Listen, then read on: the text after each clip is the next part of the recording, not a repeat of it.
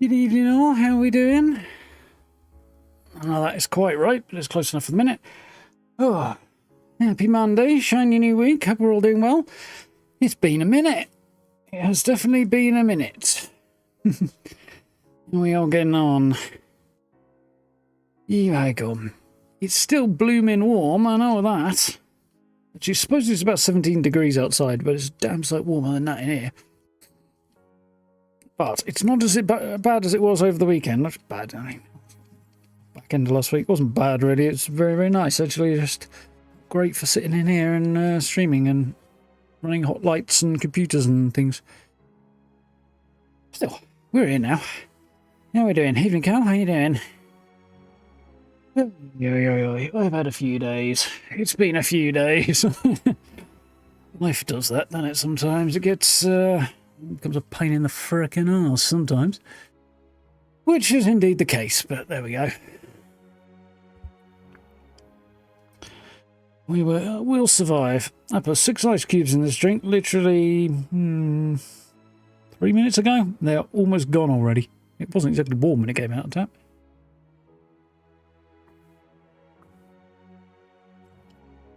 I had a barometer the other day, last night, for just how bloody warm it was. Washed my face before I went to bed. Must have been 2 in the morning-ish, somewhere around about there. Something like that. And yeah, it wasn't till I was done and turning the tap off that I realised I'd washed my face with the cold tap and hadn't noticed. Which is just a testament to how flaming warm it is at the moment. So yeah, that was a whole bloody thing. It's like, when I realised that, I was like, yeah, kind of blown away a bit. I've just realised I've left my ring downstairs. So I am going to get the game going, and then I'm going to run downstairs and grab it, because now I've noticed it's going to annoy me if I don't have it. So bear with me 1 second. Hopefully I'll give the game time to do its stuff. I won't be a moment.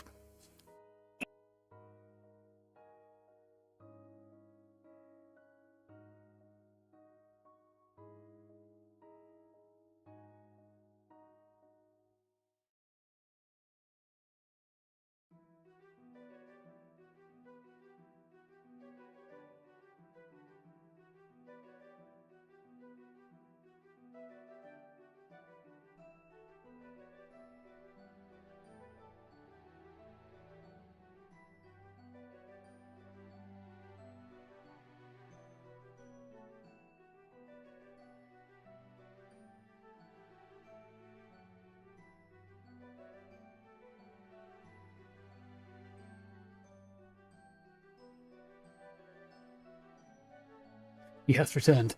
So Andy, how are we doing? Welcome on in.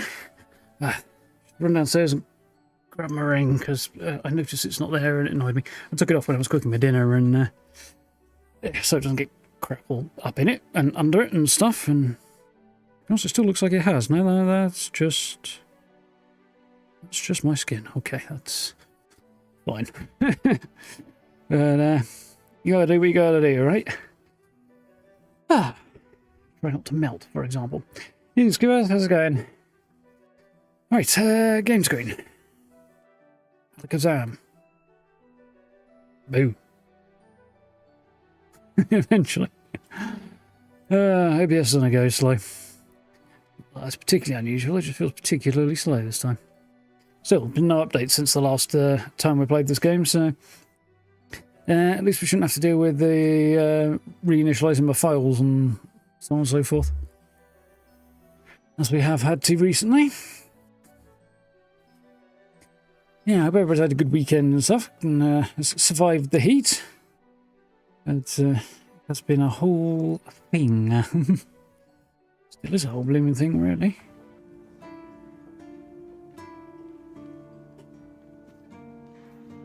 Definitely been warm. Oh yeah, I've got this weird robe that is got good stats, but is also not very good looking. Oh well. We shall live. So, we've got a couple of side quests to do, I think. Or 1 side quest to do that I know of. Yeah, this one. That is not actually in this area. There'll probably be more later on, I imagine, up this way, because this whole area has not been touched yet. So there's that. And there's another thing I want to do as well, which is over here. And then we'll start considering doing actual, like, main quest stuff. Yeah, should be cool. Yeah. It's already warming up in here. I put the fan on and I ran it quite hard for a few minutes before we started, and then turned it down a bit because it gets loud. With the goal of, well, hopefully, he says, the idea was to cool the room off a bit and make it tolerable, but we'll see how we do.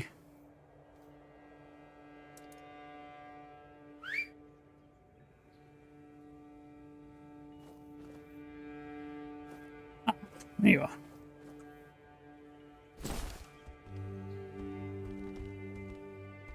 So, there's a thing that you only find if you go over this way. And, yeah, it's not otherwise marked, it's somewhat concealed. That cape is clipping the crap out of the horse's butt there in third person. This third person is very much a afterthought in this game. It's the problem, but...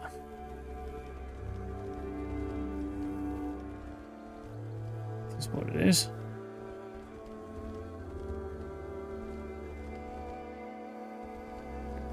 Not getting shot at, which I'm a little surprised by, I have to admit. We are going this way. We have been this way before, so we've been this far before, I think. Not any further. And I do know of a load of stuff that happens up ahead here.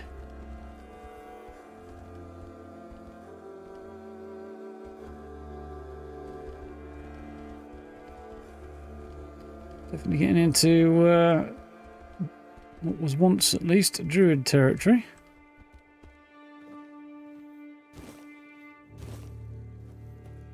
The look of this area has anything to go by.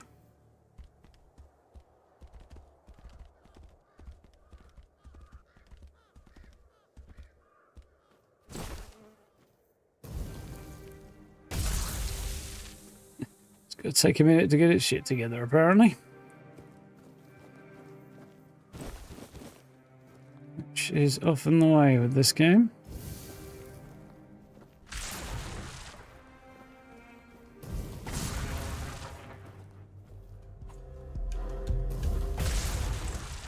Gotcha.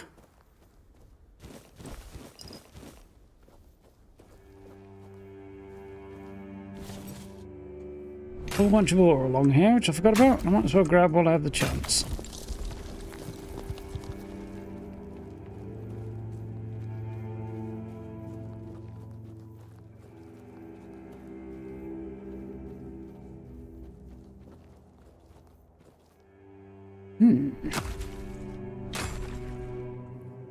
Don't know that I'm actually going to need any of it, but it'll be going in my stash, so it'll be there if I do need it later, won't it? Much more useful if you're going to play a melee type build, really. Most of this crafting stuff.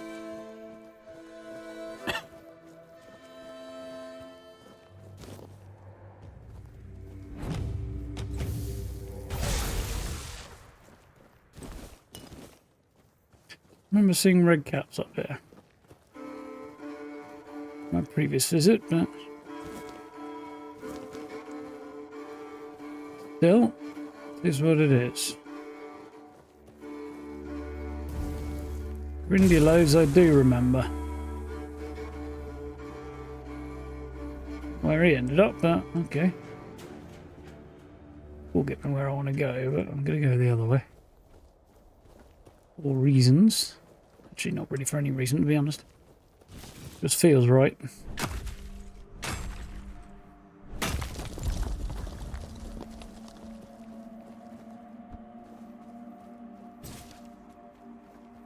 Here we are. This is the path I wanted to go up. Can now get rid of that.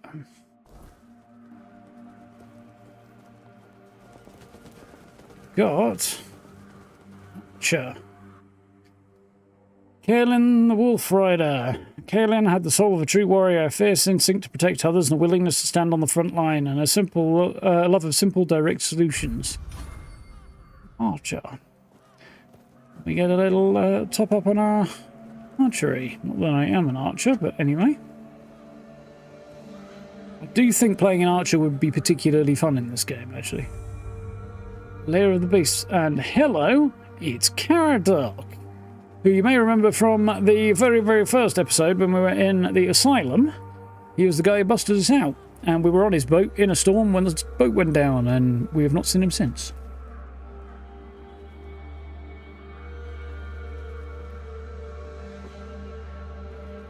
Spoilers, he's been sitting under this tree the whole damn time.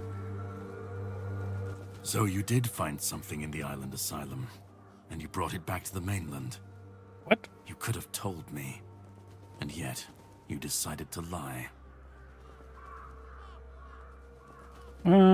Trust us to be earned. Why should I tell you anything? Yeah, well, I found Arthur's soul. It's just strapped to me, which I didn't tell him about.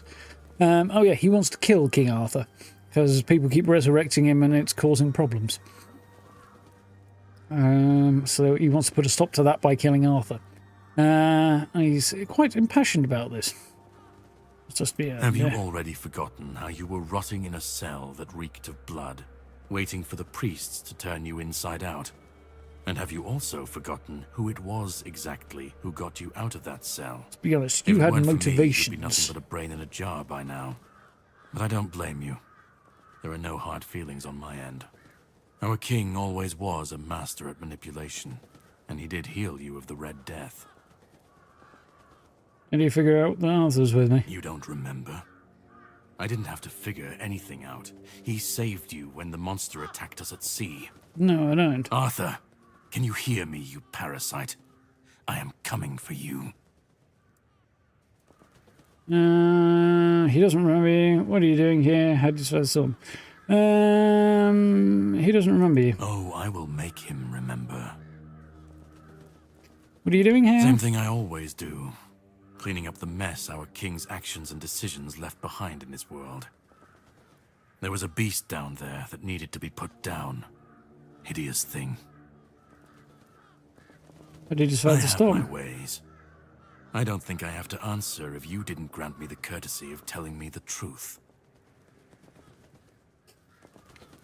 Well, that's probably not an unreasonable response on his part.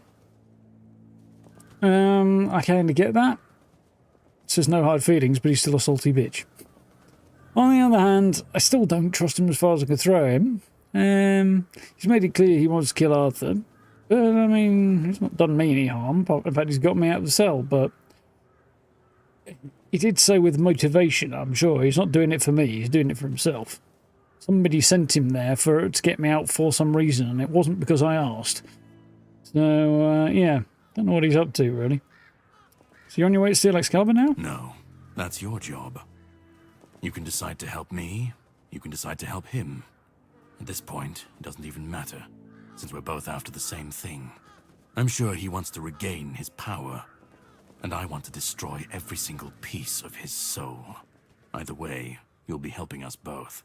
Now, it was nice talking to you, but I can't stay here all day. I'll be keeping a close watch over your journey.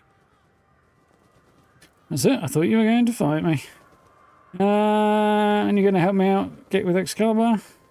And you're going to help me out with that? No. You know what to do. You will be doing it, and I have other matters to take care of. But if you want my help, all right? Once again, I can prove I'm not your enemy. You can ask me one question, and I'll answer truthfully. Or I can give you an artifact I found in this cave. Ooh, tough call. It should help you with your continued survival.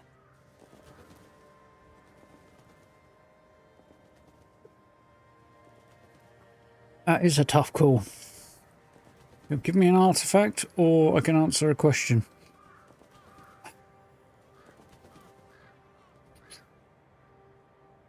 Kind of more curious than I am about the artifact. There's going to be better artifacts later on, I'm sure, whatever he gives me.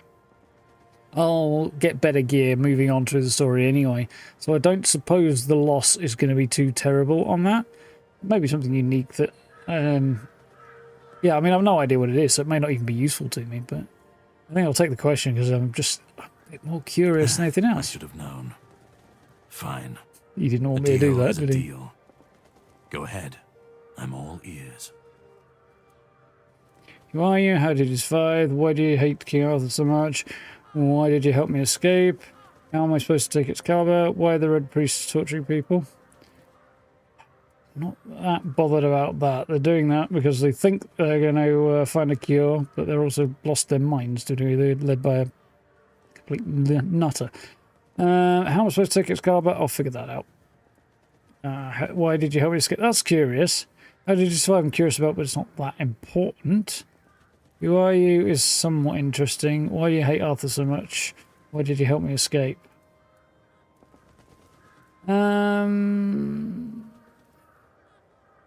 He says he hates King Arthur because every time he gets resurrected, makes the kingdom go a little bit more and more down the shitter, including the return of the Wyrdness.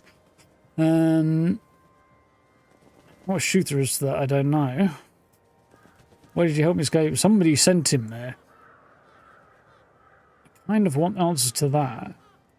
These two are tied together, no doubt. Who are you? Why do you hate King Arthur so much? I'm going to take him at face value with his mission to kill Arthur. I think that is at least somewhat true. But why? I think he's given me as much information as I'm likely to get.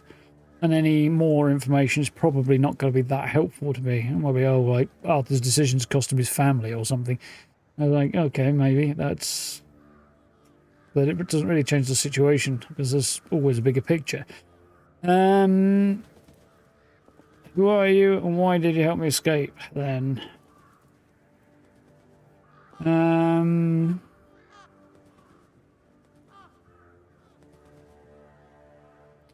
don't want to know why he helped me escape. I'd like to know who he is as well.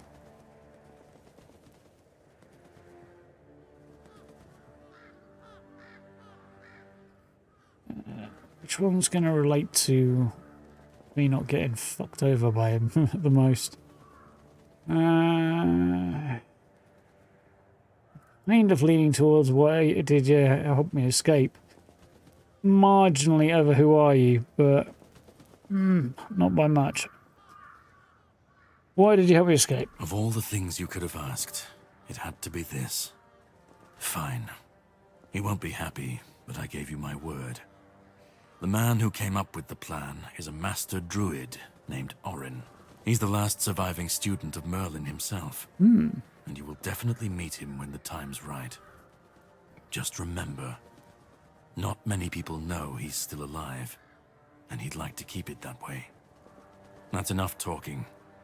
We have things to do, don't we? Well, you were going to fight me. No, I don't have an issue with you. And now that I saw the extent of his power, even in his weakened state, I realize it would be pointless to try to free you of him. I'll need something stronger than the blade I carry with me. We'll meet again. So, it sounds like he's going to come back and try and kill me once he's got a bigger sword. Minsk? Is that you? You said there's something terrible that was down here that had to be slain. Well, I'm curious as to what it might be. He didn't say whether or not he had slain it, though, so I should probably keep that in mind. Looks like maybe he did.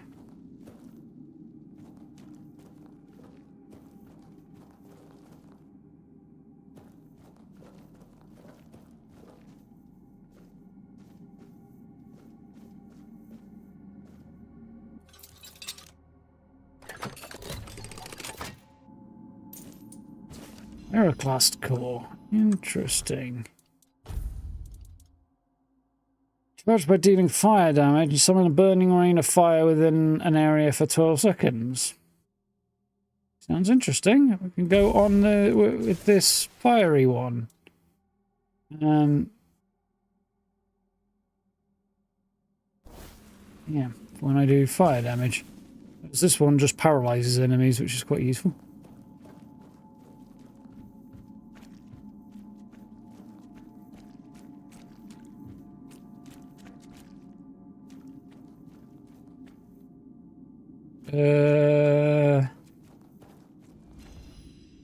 Is that what he killed? Because that's epically creepy shite. I'm thinking Fore-Dweller, but I don't know. I don't trust Kamelot, and I don't particularly trust Arthur entirely either. But I definitely don't trust Kamelot.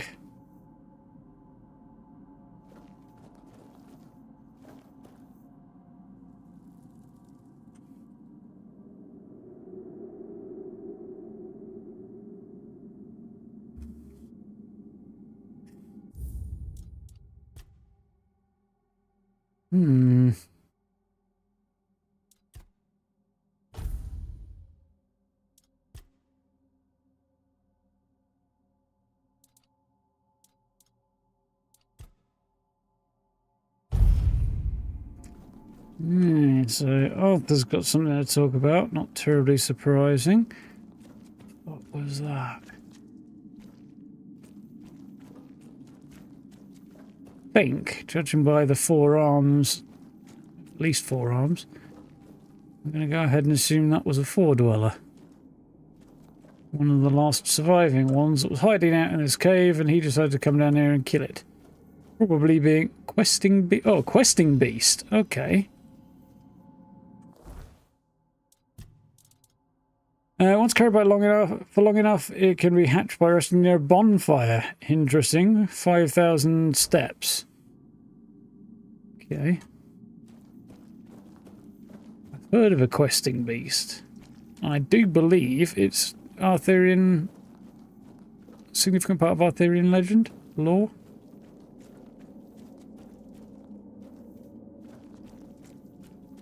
But,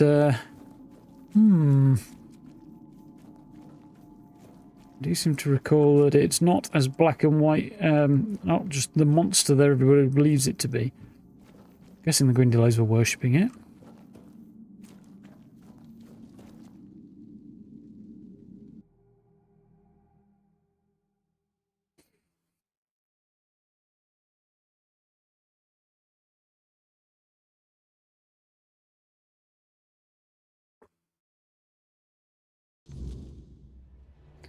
Very interesting. Alright, so we've got that quest up top to do. And we've also got to finish... yeah,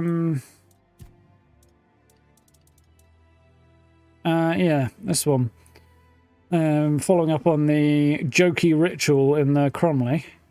That then altered the energy there. Should speak to a druid, so we'll go and do that next. I might just toss a bonfire down, have a chat to Arthur before we go and do that, though. Go rest, but...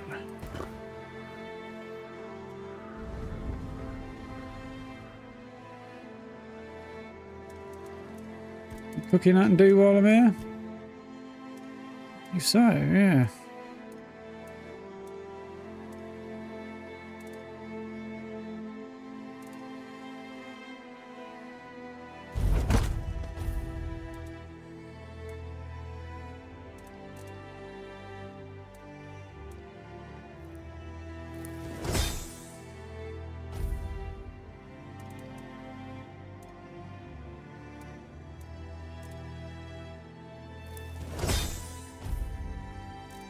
Cool.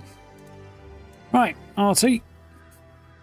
Creature the Kamelot slew doesn't look natural. What is it? That one, I remember. It was a weird beast, born from the nightmare of Pelennor, one of my knights. His family spoke of a legend of the questing beast, a relentless monster that hunted his ancestors without end. He made it his life's mission to slay it, and yet no such creature existed in the homelands. But when we came here, it appeared before him. Poor Pelennor died the moment he saw it, overcome by terror. It was Palamedes who struck it down. This weird beast looked the same. I can only assume it is a spawn of Pelinor's demise. Interesting. If true. Elaborate story to make up on the hoof, though. Speaking of hoofs.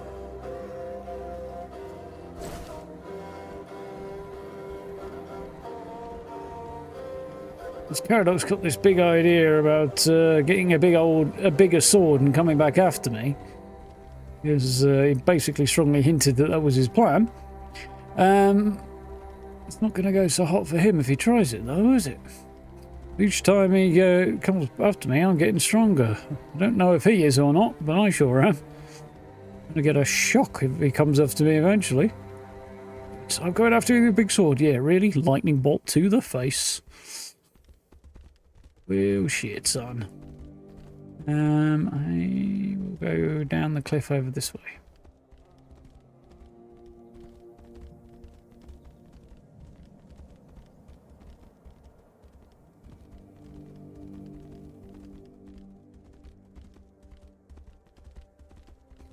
We need to go and find somebody who knows about druid stuff. Which likely means a druid.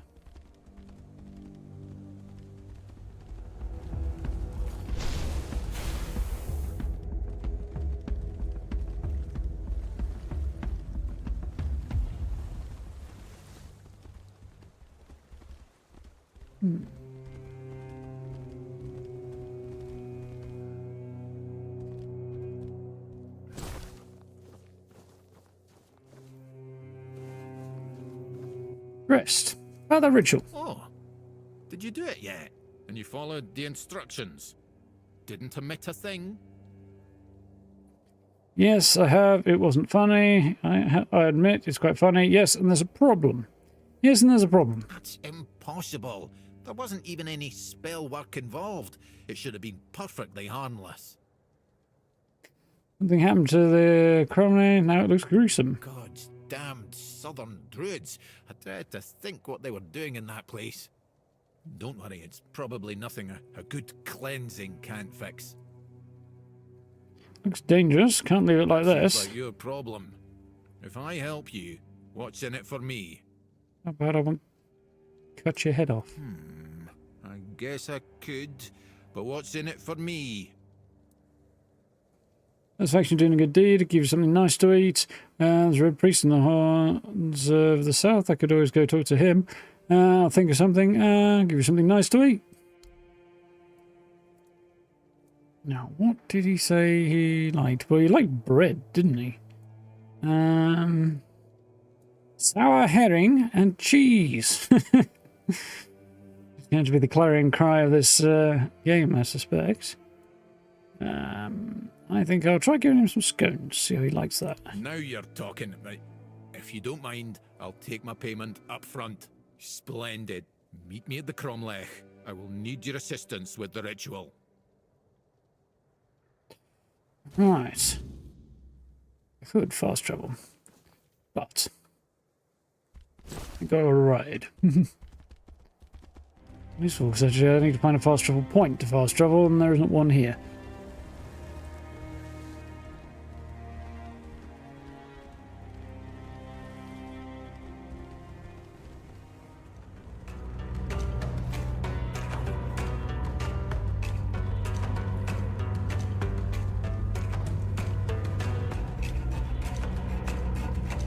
There we go.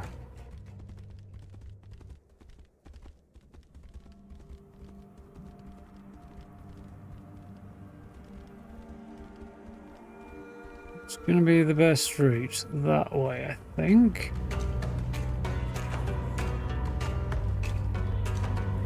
Your wealth is ours. You lot ought to leave well enough alone, because if I get annoyed by you, decide to stop and kill you, you're worth more to me dead than you are alive. Silly bandits.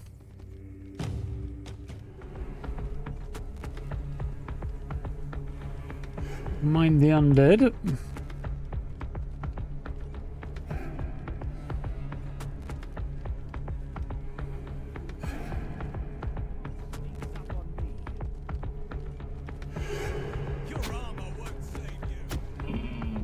Wearing a robe, dude, not armor. Although he yells that at me when I actually am wearing armor as well. Well, some of them do. Horse won't turn fast enough.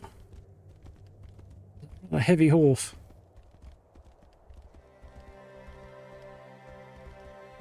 Yeah, it's this way, isn't it?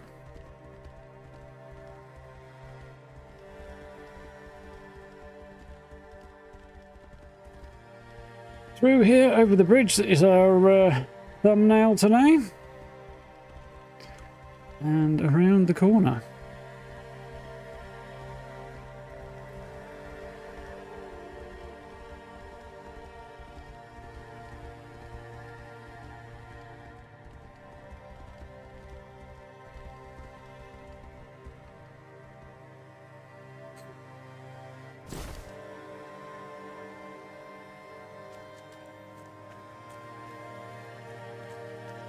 Now, how much time it would have saved me to fast travel, but I don't think it would be that much, really.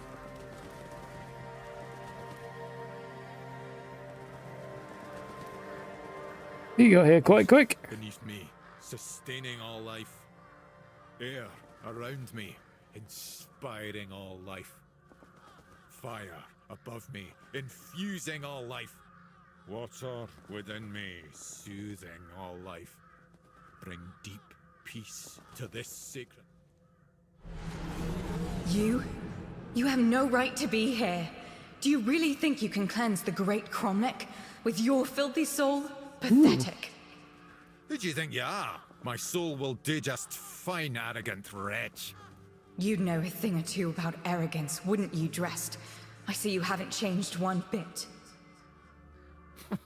Knowing my name doesn't give you any right to claim familiarity with me. Oh, I know more than just your name. After all, you once called me your little sprout. I was only a child when you left, but I remember you well. I remember the pain and sadness you caused. I even tried writing to you, begging you to come back, hoping it would make everything better. How stupid I was.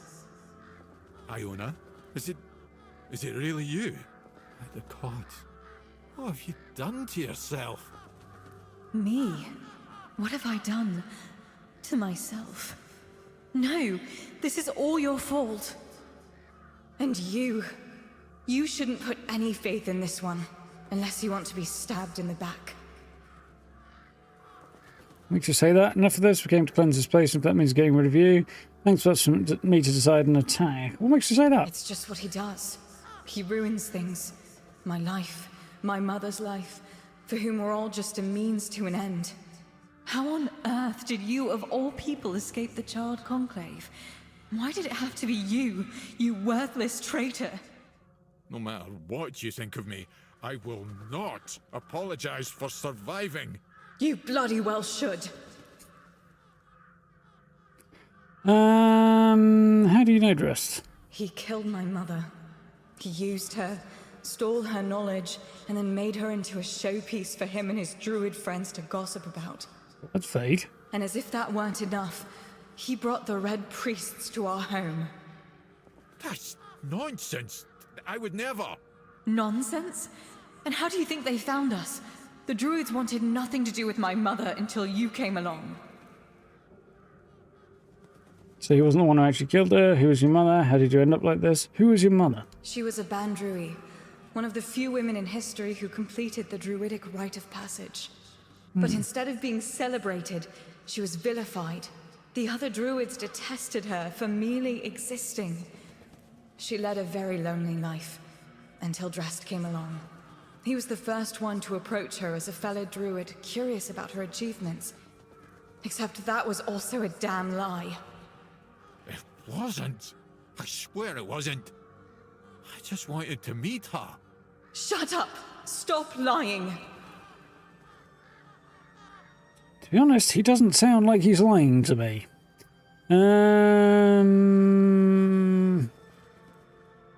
So he wasn't actually the one who killed her. What difference does it make? My mother was special, and he was a nobody. The bastard pretended to love her, and then just left, discarded us both like we meant nothing. Mother was heartbroken. Even more so when she found out that her beloved made a name for himself at her expense. When the Red Priests came, she didn't even put up a fight. How did you end up like this? I wanted to be like my mother, to stop feeling so helpless. But I failed the ritual. I was too angry, too desperate, and too focused on getting revenge on my so-called stepfather. It quickly overwhelmed me. I ended up like this. Interesting. Foolish girl. Your mother was exceptional. Just because you're her daughter doesn't mean you could succeed. If only you were there so I could ask you. But you weren't, because you left us. Yeah, I'd like another conversational option, please. I particularly want to threaten her as a starting point at this point. Anyway, seems that's the only one I can go with. We came here to cleanse this place, and if we have to get rid of you... Sadly, it does. But there's a different way to do it. I managed to salvage some of my mother's work about the rite of passage. She believed that a failed ritual could be completed with a human sacrifice. A life for a life. How about no? Don't do this, Iona. It will ruin you. Please, you can't let her. There must be something else that can be done. Oh, you care now. Pathetic. You can stop pretending, Dressed. We both know it's not me you're worried about. I'm worried about either of them, but it's not happening. Not giving you my life. You want me to sacrifice him so you can take revenge? Absolutely not. Answer is no. I'm done talking with you. I said no anyway.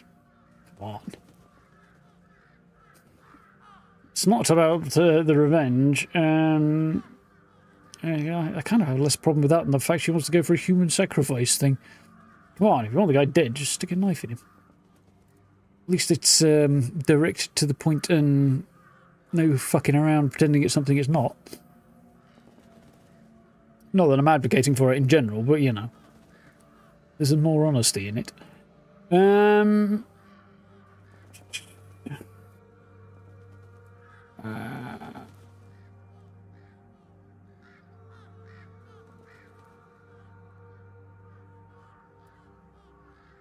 Yeah, I'm not gonna go with human sacrifice. I don't think she just wants to do it for revenge. I think that's part of it, but I think she's happy to use him for revenge, but in a kind of sense of closure and closing the circle and so on and so forth. But from her mind, but no. Not giving you my... might click this one, because it doesn't say we're gonna do this, but... yeah. She might come back out again later. I hope so, anyway. You catch on quickly, don't you? Yes. Evening, I Noel. want How's it going? justice for me and for my mother. I want him to pay for his crimes. We're not hearing any His measly crimes, life to for be mine. honest. The life that he put in danger in the first place. It's a fair trade, isn't it? No, because, like, for starters, you was like, oh, he betrayed your mother. Really? How? What details? Oh, he made a name at her expense. Really? Gonna need a bit more information than that before I take your word for it, hon. I think you are being really vague in the way that makes me think she's just twisting. She was a victim of some horrible shit, apparently, at the hands of the Red Priests. And, yeah, maybe the relationship between Dress and his mother fell apart. I'm not quite sure he's, based on what she's saying, that he is in any way as culpable as she wants to make him out to be. I think she just wants to blame him for all the things that went wrong in her life. I will not help you do this, no. Fine. Then I'll do it myself. I need these stones drenched with blood. His or yours, it makes no difference. I will be free again.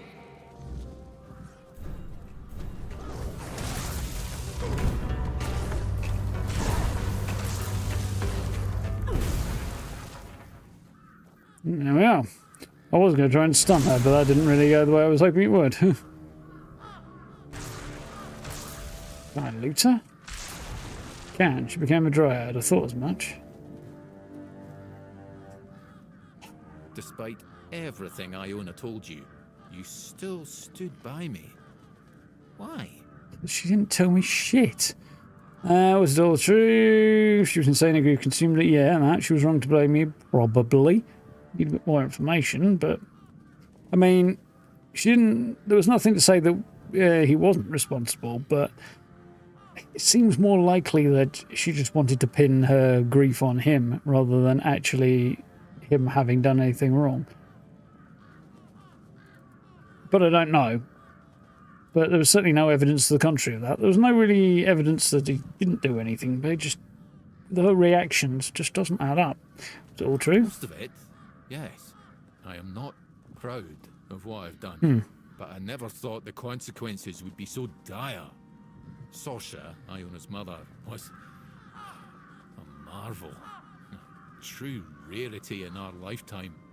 Female druids are a fascinating subject. Yet, in most druidic circles, they were treated like nature's mistakes, instead of our rightful sisters. I wanted to be different. I wanted to approach her like an equal, and maybe understand how she'd managed to become one of us.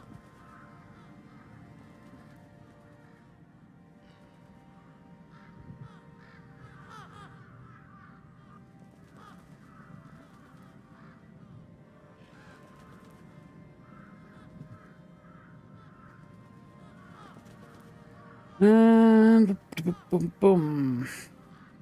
And Sorsha was happy to finally meet a fellow druid who didn't look at her with... yeah, surviving, thanks, Noel. She'd Yeah. accumulated a vast amount of knowledge, and she shared it with me. Delighted to have someone to discuss things with. We grew close, became lovers. I even tried to be something of a father figure for Iona, although I always felt like she never fully trusted me. Clever girl, my little sprout. And you, why did you leave? I realised I was growing complacent. A family, a house, a wee garden. That wasn't what I was meant for. I was supposed to be pursuing knowledge and proving to everyone how wrong they were about everything. But I couldn't face Sorsha and admit to it all. So I just left. As for what happened afterwards, I just wanted to share my discoveries with the others. But somehow it made Not his Sorsha fault, even less probably. of a person in their eyes. Did you know what happened to them? I didn't. After the charred conclave, the world became a terrifying place. All I cared about was my own survival. I didn't even spare a thought for Sorsha and Iona. I don't want to talk about it anymore, please. So, yeah, I think ultimately he's not a great fella, perhaps. Bit of a dickhead, but not what she was trying to make him out to be, which was what I was suspecting. What did she become? A dryad. A phenomenon that occurs when a female candidate doesn't complete the rite of passage. As you saw, they are extremely powerful. Yet, they are cursed to remain more or less tied to the site of the ritual. I can't help but wonder if the solution Iona discovered would have worked as she claimed. It was not ideal, obviously, but it would still have been a breakthrough. She was wrong to blame you. I'm sorry I had to end this way. Yeah, I think she was just wrong to blame. I understand why she did, but still. Was she? Obviously, I can't be blamed for what happened at the charred conclave. But I was the one who put her mother in danger. How do you figure that? I had a hand in leading the priests straight to their home. Iona couldn't forgive me for that. And I won't forgive myself either. Gotta be honest. He's saying that and she said that, but I'm still not hearing any how, why part. Like, all I've heard so far is that he left. How does that... There's a big question here. I'm not going to pin the blame on him unless that gets answered. The how part. He's a dickhead for leaving the way he did. But I don't really think that's time to an altar and cut his heart out type of an offence. It's pretty shitty, but it's not quite that bad. The fact that the Red Priests found them based on something he did is not good. But I'm still not hearing any, like, direct connection there, as much as they're claiming it exists. So, did he? Did he not? I don't know. Is he just blowing himself a bit? Possibly. But did it have to end like this? I'm sorry, but if you don't mind, I'd like to be left alone now.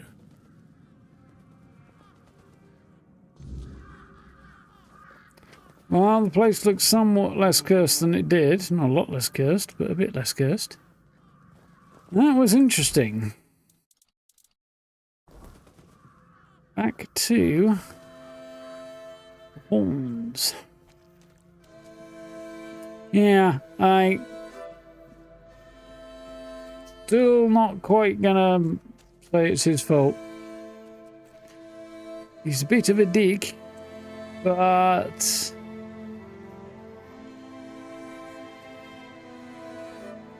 yeah, definitely don't want to just say that's reason enough to blame him for.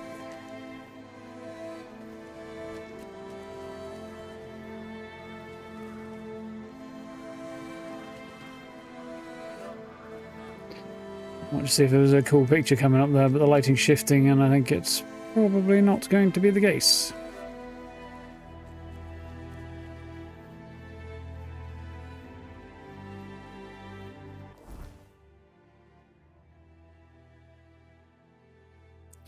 Back we go.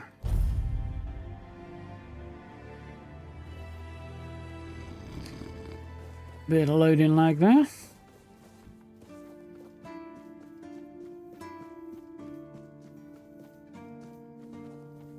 Someone's going to die one way or another? Yeah. Mostly because she made up her mind on that fact.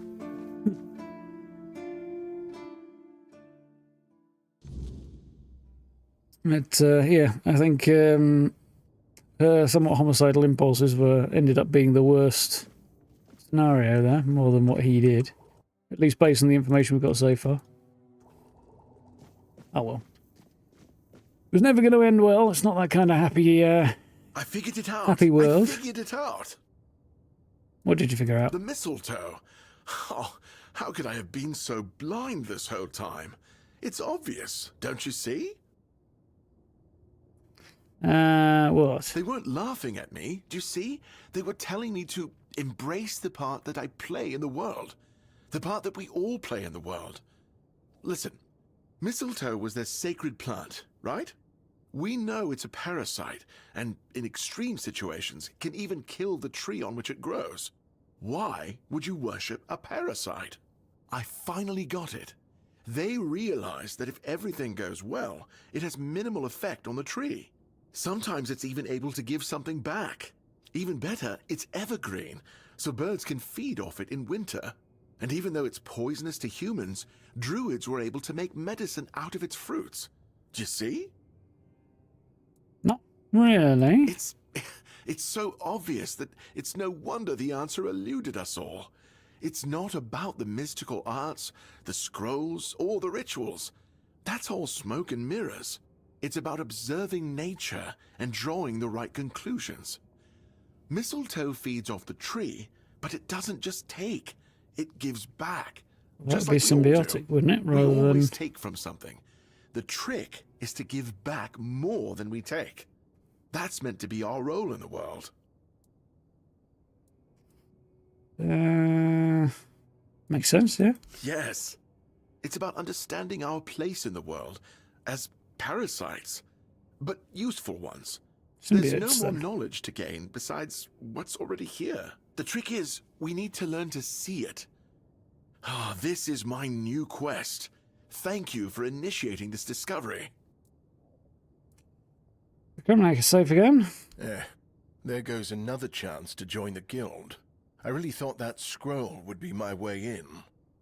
Instead, it just caused a mess I couldn't even clean up myself. Anyway, what happened back there? Angry Dryad trapped in there. Oh, now that's just fantastic. Another discovery slipped right through my fingers. I guess I'm doomed to stay here, curing hangovers for the rest of my days. Ah, maybe I'll finally be able to unwind a little. And there's still the mistletoe. I think it has a meaning, and I might be getting closer to grasping it. Oh, what guild was that? The Alchemists Guild, of course. Thought it might Though be. It's more of a secret society than an actual guild. And I probably shouldn't be telling you this. But who cares? Tyrannus is probably right. I'm just not cut out for it. They'll never recruit me, so why bother trying? I met Tyrannus, killed the Mistbearer, and he offered me membership in the guild. Why don't they want to recruit you? And if you learned how to keep a secret, maybe you'd have a chance. Why don't they want to recruit you? Apparently I don't challenge myself enough. And maybe they're not wrong.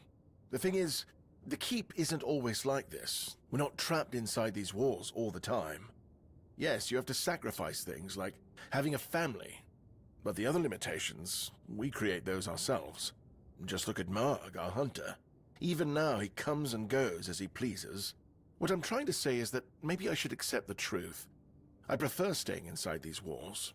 I wish I could be more, but I also need to feel safe. Not gonna go with that one. That seems like it's just a little bit pointless dig. I met Tyrannus.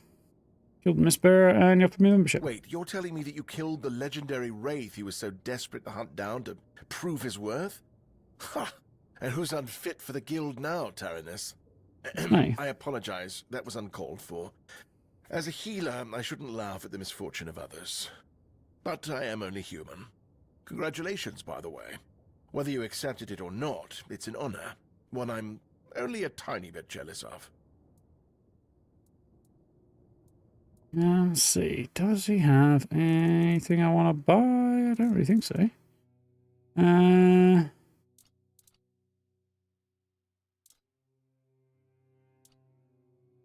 No, it doesn't. Flick.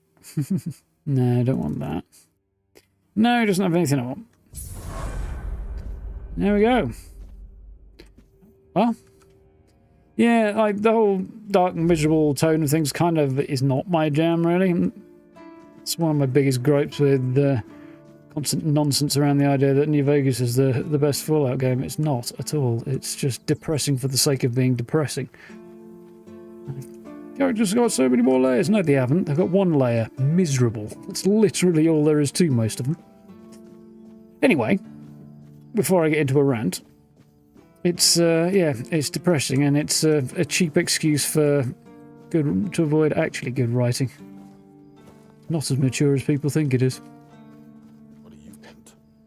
But yeah, I'm still enjoying this, so I don't find it overly oppressive.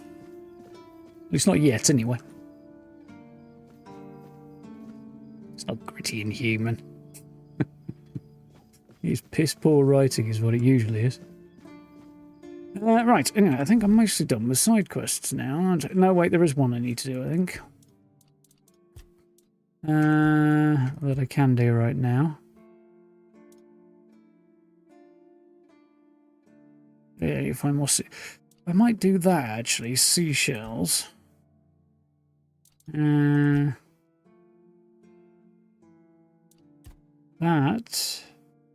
That is the one I also want to do after that. So let's go for the seashells first, and then we'll see how we do from there. Do I think this game is mostly just about writing? No, not yet. Writing is not exactly advanced, though. Not that that's necessarily a problem, to be fair. But yeah, I don't find it to be depressing and little else yet. It's a miserable, unpleasant world, but still people trying to just have a decent life and be reasonably happy as far as they can be. The problem with things like New Vegas in particular is they don't have that element. They're just miserable people being miserable. Which is all too often people say, oh, that's so mature and this and the other. It's gritty. It's not, it's just shit.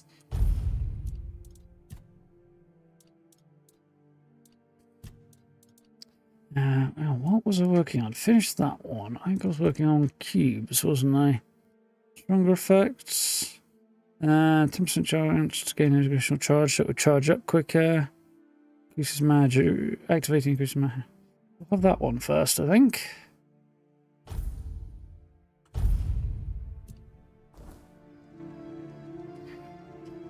$40k is a weird one. I mean, I don't know enough about the lore to really dive into that.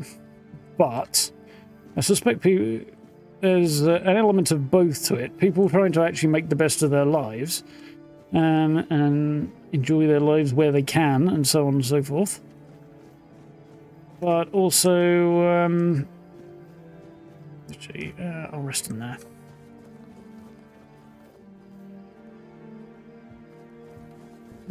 Also, it is largely just dark and miserable for the sake of it at the same time.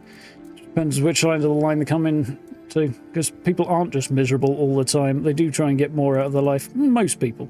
The odd one or two, maybe not, but most people do try and enjoy themselves and stuff, and even when shit is bad. Rest, that's the one I want. Okay, yeah, I will sleep, because it is about to go dark.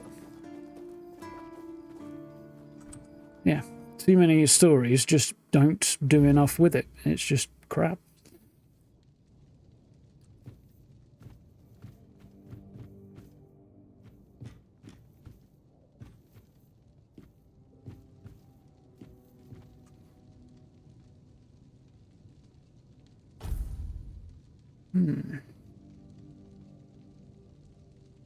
Yeah, stuff falling apart and being lost and stuff, it can create quite a cool environment and story, but you need variation and nuance, you know? People are not just miserable people living miserable lives that's miserable all the time in a miserable situation.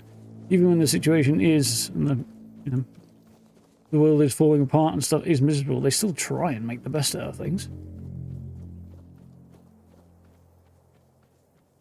Generally. There's a few exceptions, I suppose.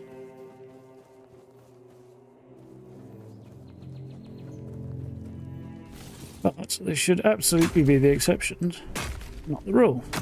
Especially when it comes to storytelling, because rarely is complete, even where there are occasions where people really are just in a really shit situation at all times, it doesn't make for the most engrossing stories.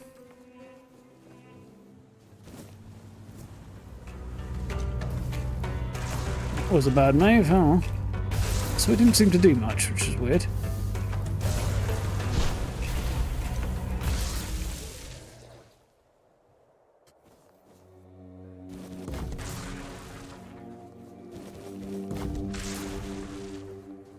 There he is. Right, will there be more along the coastline? Yeah, there's red caps over here, and there's more drowners a lot further along, yes.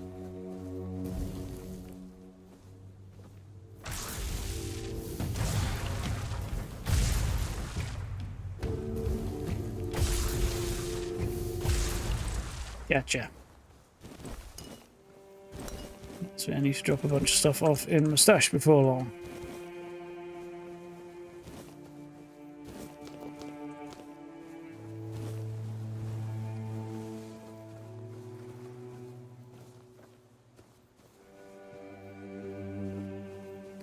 Well, that's true. The element of hope kind of inspires trying to make the world a better place, generally.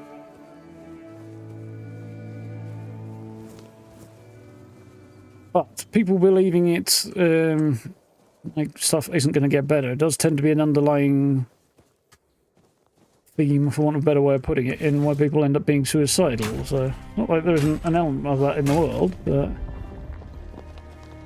again, by far a minority of the time.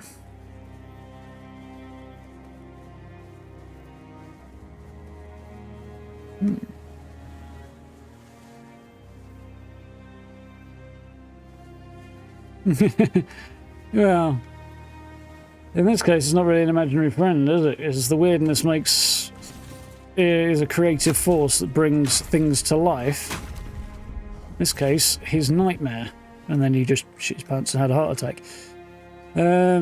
Stocks for him, but yeah. Still, was he miserable? We don't know much about the character, you know. And it is an unpleasant world for sure.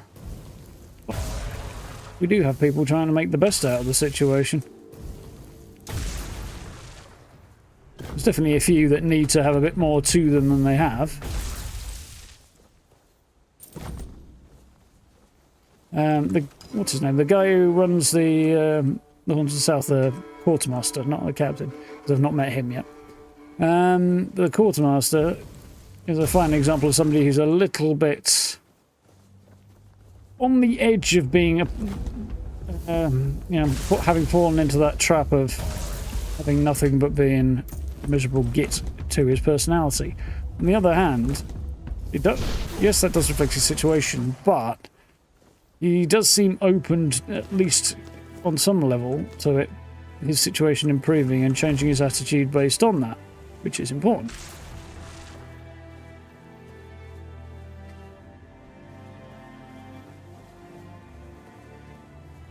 It doesn't have to be like huge, it just needs a bit of something else to take away the, not monolithic exactly, but the one-note nature of some of this stuff.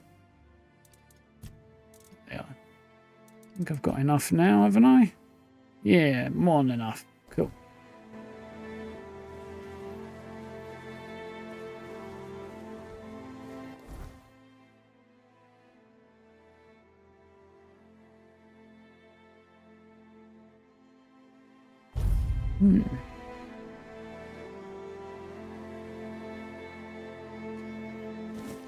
Well, other than being lumbered with a chunk of King Arthur's, well, with how King Arthur as a not exactly consenting passenger, or unwanted, somewhat unwanted passenger, I haven't really got a clue what my part in this is yet. But again, I'm in a situation and I'm trying to make the best of it.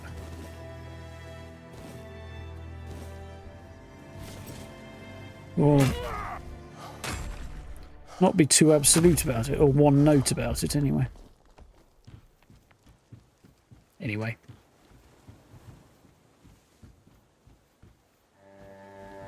Yeah, why me is a fair question, and one I definitely want an answer to.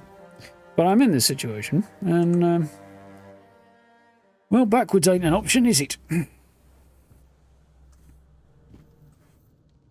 No clothes today, but found something else you might like. Ah, the seashells. Thank you. You know, this might be the most humble gift I've ever received, but it could also be the most precious. Truthfully, I was somewhat skeptical of whether you were actually listening to my ramblings. I always listen to, well, you do say something useful now and then. Let's be nice to her. And for that, I am deeply grateful. I've always had the impression that Duncan became rather weary of my endless babble. Encouraging development. I confess I found his conversations equally tiresome. I'm sorry to cut this visit short, but there is something I simply must attend to as soon as possible. But I'd really love it if you visited again soon. Go somewhere together, look out for you. Okay, not quite what I had in mind, but okay, let's go with that one, because I don't really want to be unpleasant to her right now. We could go somewhere together. Oh, that sounds delightful. Just make sure it's somewhere picturesque, hmm? The South is supposed to be famous for its breathtaking landscapes, but so far, the only thing that's taken my breath away is the smell of fish. Oh, I know. When we came here with Duncan, I noticed a lovely little terrace overlooking the sea. We could go there, make it a proper outing. Maybe a picnic. That sounds charmingly provincial, doesn't it? Oh, I can't wait. Please, let me know when you're ready to set out. Yeah, as far as the hero's journey goes, bringing hope into a decaying world or a shite situation of some form is kind of, I'll say standard, exactly, because that's a bit reductive, but it's a fairly standard approach to the hero's journey side of things, the role of a hero. Yeah, location, the picnic. I kind of half paid attention to what she was saying, half didn't. Which is probably not ideal.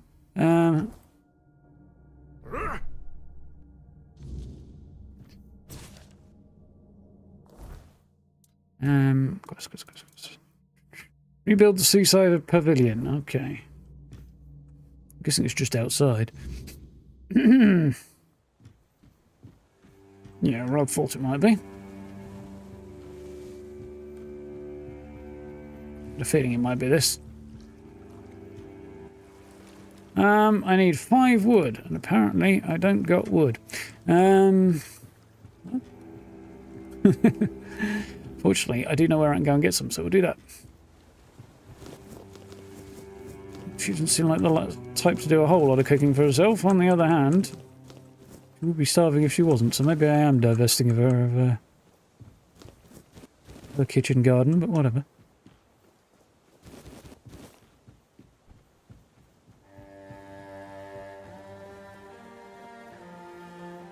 The music does remind me of The Witcher. That bun.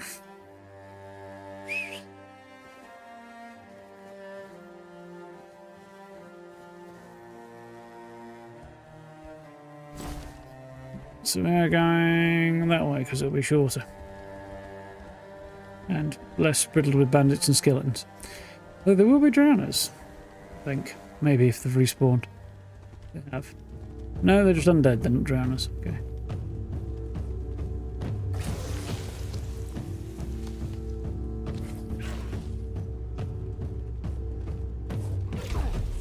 Alright, I knew this was going to happen eventually.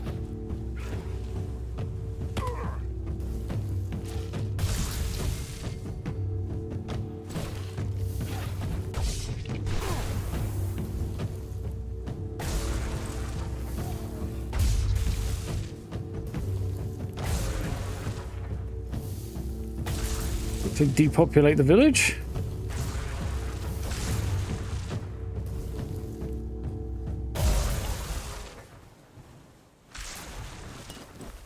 You want his shirt, I don't think.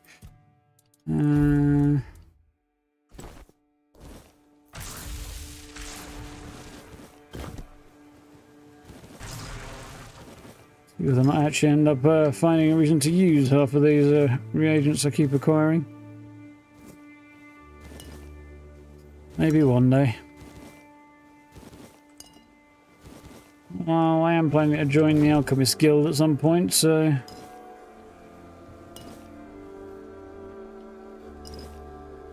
seems like maybe I will have a use for it eventually. I was hoping to ride through there nice and clean, but it was not to be.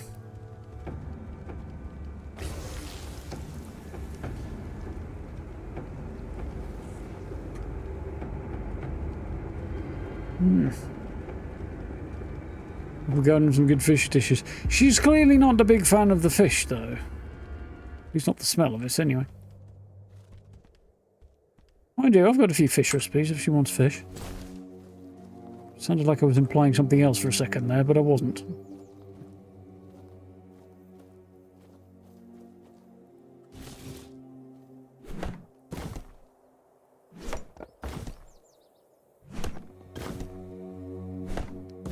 Yeah, I assume we'll come up with a use for stuff later on.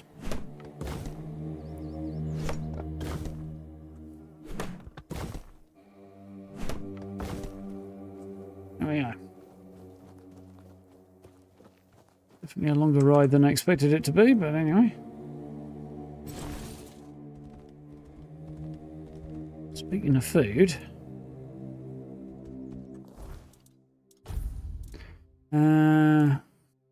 that in there. And consumables. Let's have wheat mashed potatoes. That'll do the job. Health back up.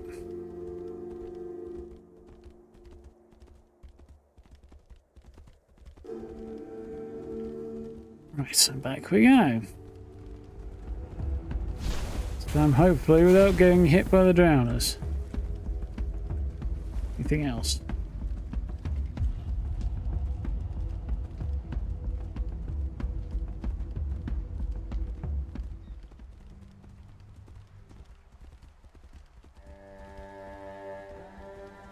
More smoothly this time.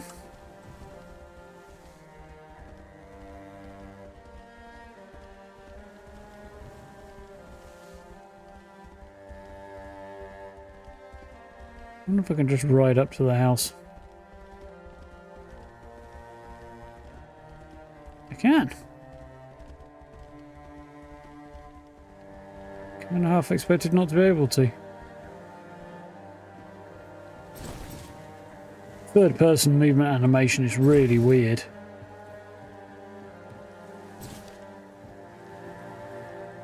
Kinda works with he's a shady, dodgy mage type, but...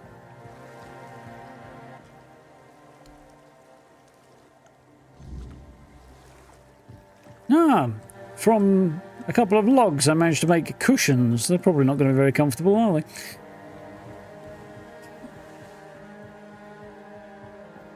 I'll go ahead and assume I brought them from inside the house. Yeah, one day, hopefully, we'll actually get The Witcher 3 bloody well played. Eventually. Fair outing. Do you have time? Absolutely. I've longed to leave these four walls. Oh, I'm terribly curious about where you have chosen to take me. Let's depart. I wish to waste no more time in waiting. Exactly what you suggested. Right outside. Never played it at all yet, country. Oh, now that's a nicer outfit. Spot, albeit rather windy. And the decor leaves much to be desired. Well, we've got to start somewhere, haven't we? I must confess that ghastly statue had entirely escaped my memory until now. Now, what shall we talk about? You know almost everything there is to know about me. Played the first two, not done three yet. Know anything about your life? Tell me, have you always been a mercenary? But we'll get to it eventually. Thing is, I know if I stream it, it's going to take me the better part of 6 months to get through it. So, yeah, finding a slot for that is a bit challenging. I've always been a mercenary, dabbled in magic. I'm not a mercenary, people just keep asking me to do things for them. I dabbled in magic. Oh, that is fascinating. I've never met anyone with a talent for the arts. But tell me, isn't using magic forbidden? Have you been practicing in hiding all this time? I should still have my saves around somewhere, so hopefully I'll be able to import my choices. Hopefully. Although, it does beg the question... saying that, the first two I've got on GOG, and then I've got the next one on Steam, so maybe not. I don't know, I may well, who knows, it may well be on a new computer by then. It would be nice if I was, but we'll see. Have I been practicing and hiding all this time? Yes, you can't tell anyone ever. Some magic's outlawed, but not all of it. I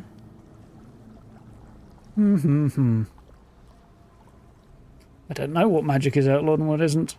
Have I been practicing in hiding? I don't know, I'm kind of out there just tossing spells around, really, aren't I? Some is outlawed, but not all of it. Oh, I wasn't aware there were different kinds.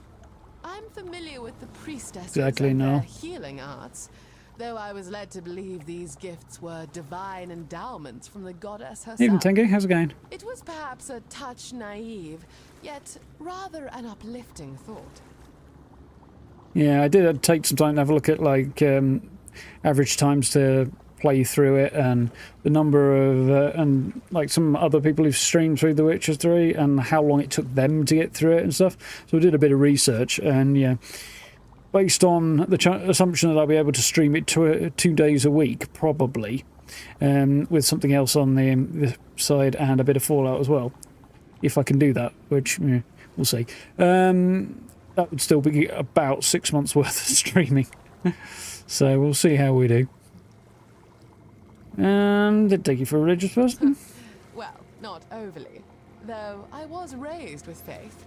Some of my peers, without any promising marriage prospects, were candidates for the temple as well. My mother used to threaten to send me there too. Can you fathom me, draped in robes? But I digress. We're here to delve into your enchanting narrative, not mine. Shall we then? Yeah, the problem with her dressed in robes is she's got too many nasty habits. Your clandestine magic, may it forever shield you. Here's hoping. Now, Now, I must admit, I've been positively aching with anticipation to delve into the tales of your exhilarating escapades. Your life appears so fabulously thrilling. So, do tell me, what's the most exciting thing that has happened to you recently? Tortured by red priests, fragment of King Arthur's soul got trapped in my body, talk sometimes, I'm meeting you. Well, I'm not going to tell that one. I'm tempted by that one, which is the only other remotely true thing, but, you know, let's go with meeting you. Oh, you flatterer. That's rather obvious, isn't it? No. Tell me about some of your real adventures, if you don't mind. I realise this must be difficult. Captivating individuals to program and stuff of the developers, and probably more work. But we've got this lovely bench here. We should be having this conversation sat on this bench. To be honest, if this was actually in The Witcher, we'd be on that bench with a glass of wine, not standing up next to the bench. Any other captivating individuals? A Pictus witch with horns, a Delriata warrior, visited a realm created with the Wyrdness. I saw a sea monster.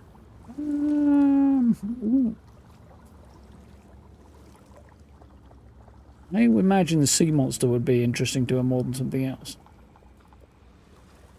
I think that one will probably interest her the least, but kind of appeals to me as the wizardy type, so I might go with that one.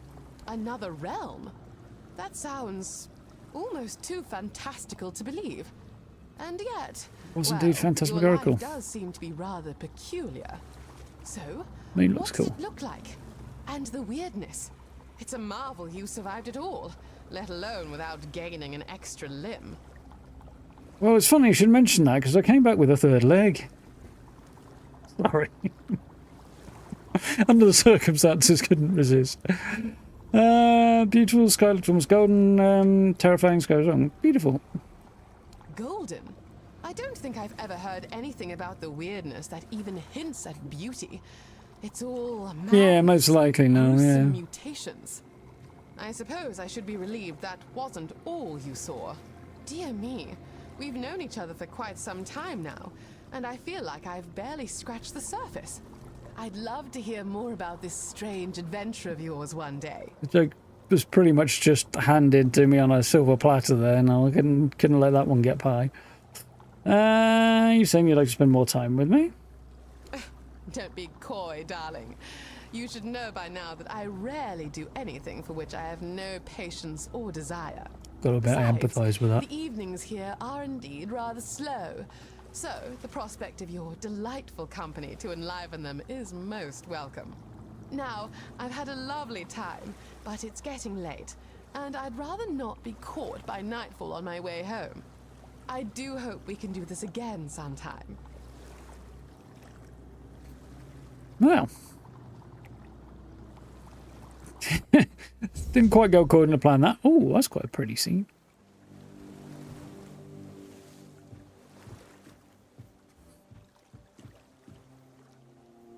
Yeah,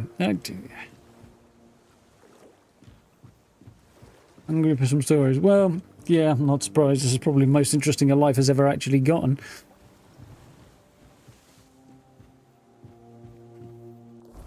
So...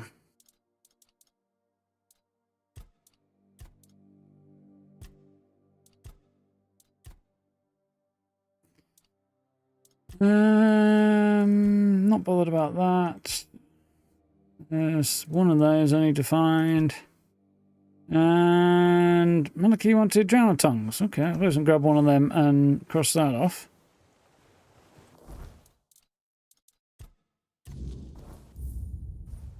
While we think of it.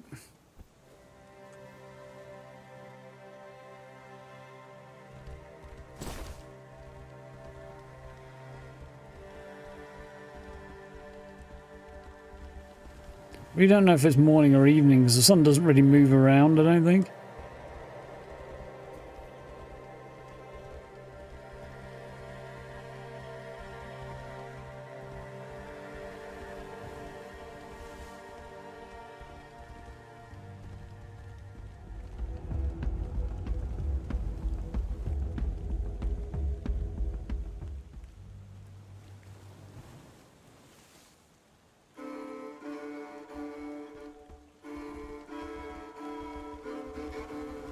More further down here anyway, I think. But I did not yet kill.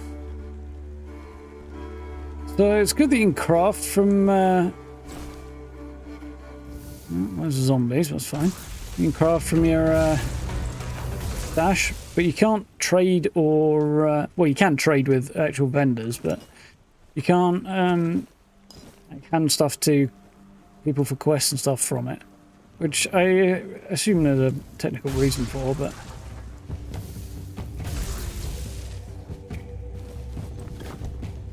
I would definitely like to be able to do that. It's sort of one of those areas where you can kind of tell us sort of a more on the indie side of things, this game, because little things like that sort of give it away a bit more.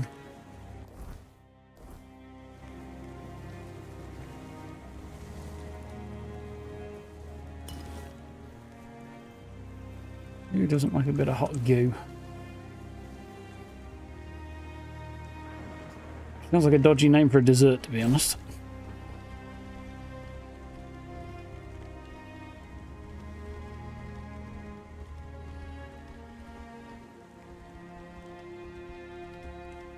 He's up that way, so this would probably be the best way.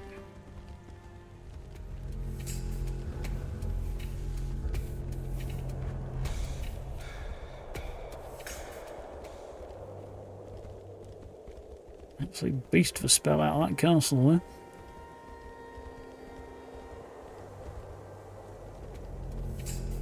Yeah, I thought this was the guy I was going to have to drive off to get her home. The map marker was a little vague initially.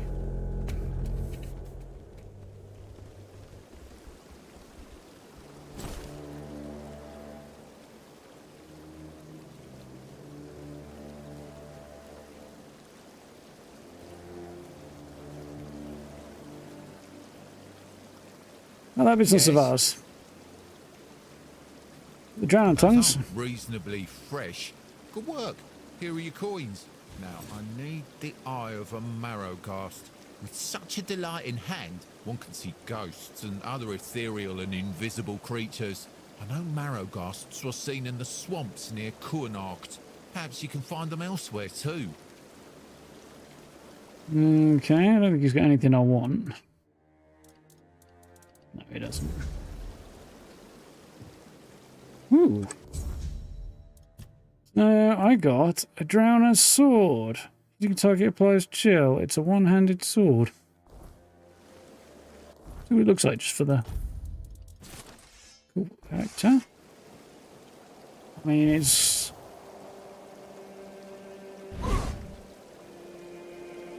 interesting.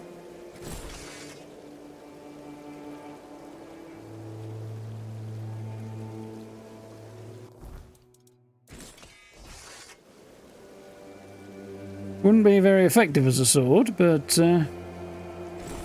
all the spikes along the blade won't cut very well. No, and they'll just embed themselves in the enemy. So it looks very fantastical and all, but it wouldn't be very effective.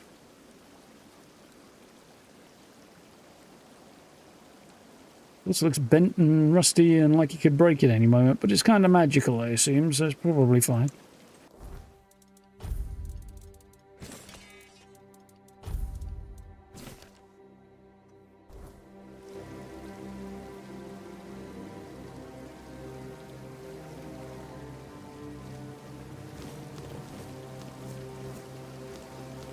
I'm just going to take everything that ain't nailed down.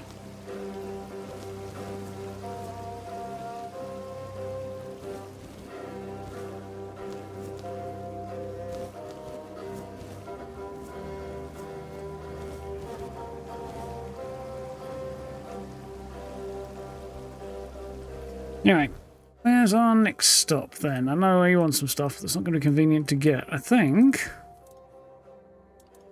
next thing...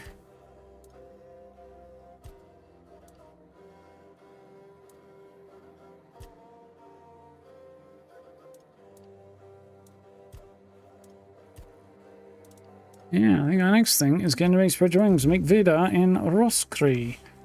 Now this is going to be an interesting one that I'm going to have to make some fairly fundamental character decisions on. Decisions about my character, I should say.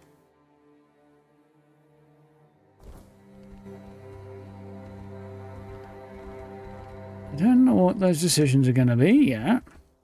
Well, I'm kind of leaning one way over the other. Not sure. Some sage there.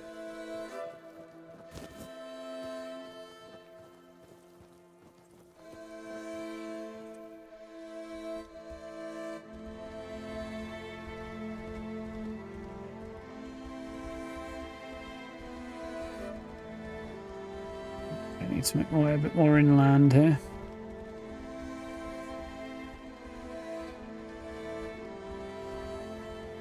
Try and return to Moria, huh? Steve would approve, he's been playing that as well lately.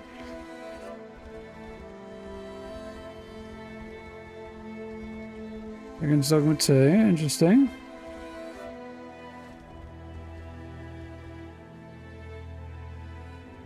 Yeah, I had a little bit of a crack at the first one, but I didn't get very far with it. I didn't get very far at all with it. I might give it another go sometime. It didn't quite click with me.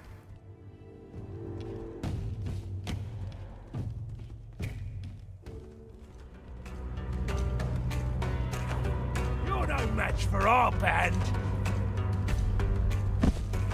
You're no match for our band. You're no match for our band. I'm sure band is No, you'll regret this. considerably bigger than it appears to be.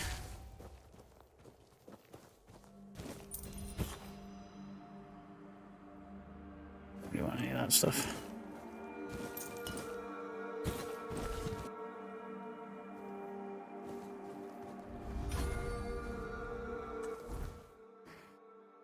Ooh, heat plus the fan moving air around is making for slightly dry eyes at the moment.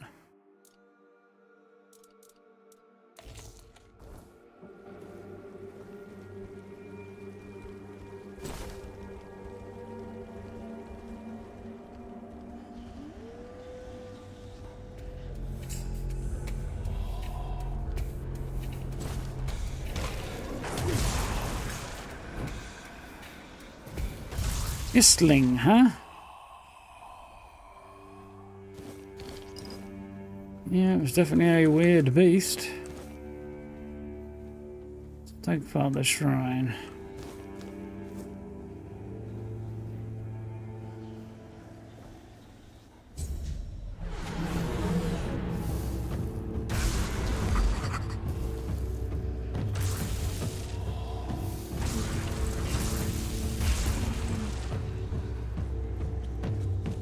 It's going to be easier said than done if I can get this one. This is how it's done. Your wealth is ours. Can't say I plan to take out an entire gang of highwaymen in the course of my hunt here, but you know, gotta do what we gotta do, haven't we?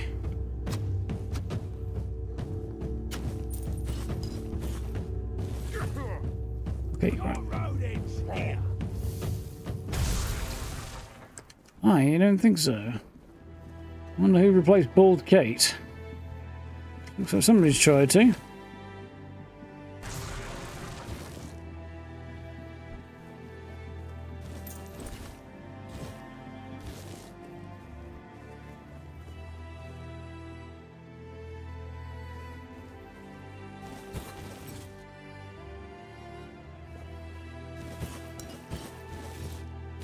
I guess the leather breastplates are probably worth grabbing to sell as well.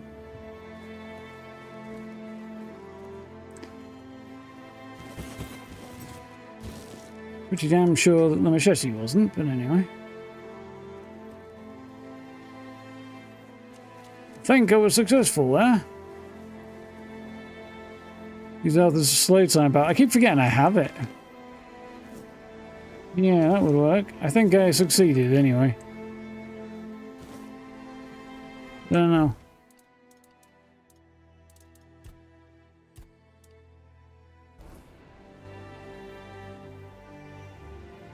Apparently I failed.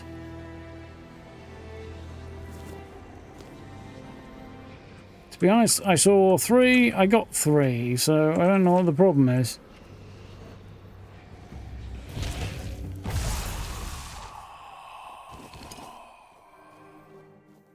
Oh, whatever.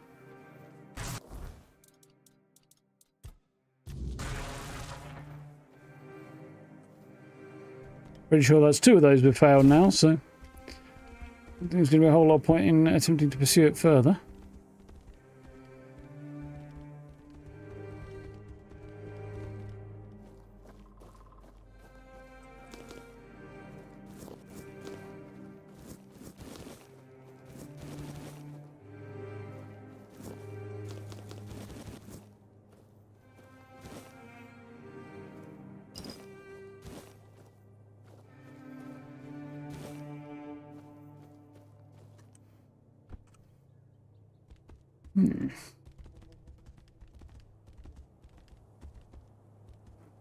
Yeah, well, I don't think I can retry the same ones I've already done, which is the problem. So I think I'm kind of knackered anyway. So I'm ended before the deer tried. Oh, I can try again later, can I? Alright, fair enough. Maybe I will then.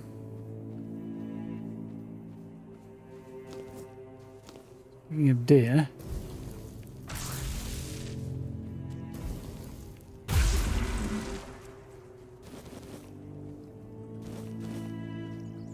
Good for food.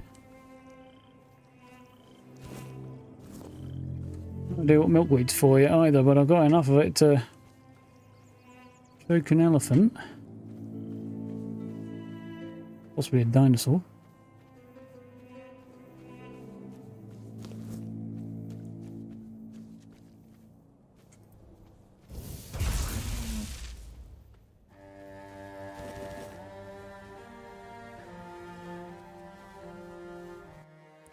Locke the Madman. Where others would waver, Locke embraced the madness that led him to numerous triumphs. He loyally fought under the banner of Cyril Firstfoot. At the end of his life, he met a madman's death, charging alone into enemy forces, a final brave act that brought precious time for his comrades. I get a point of 2-handed that I'm not actually using, so... You're right over there, Vida, you weirdo. Oh. Let's loot the crap out of this place. Oh dear, that horse has seen better days.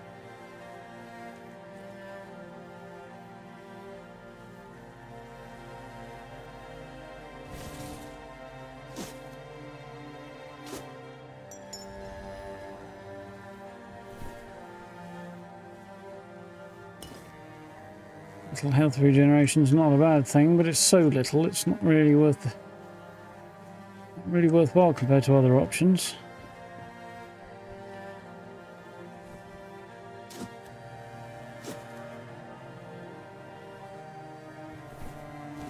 I assume there's like rewards to be had from them as well, like, gear or something. Which, to be honest, I'm guessing is not really my sort of gear.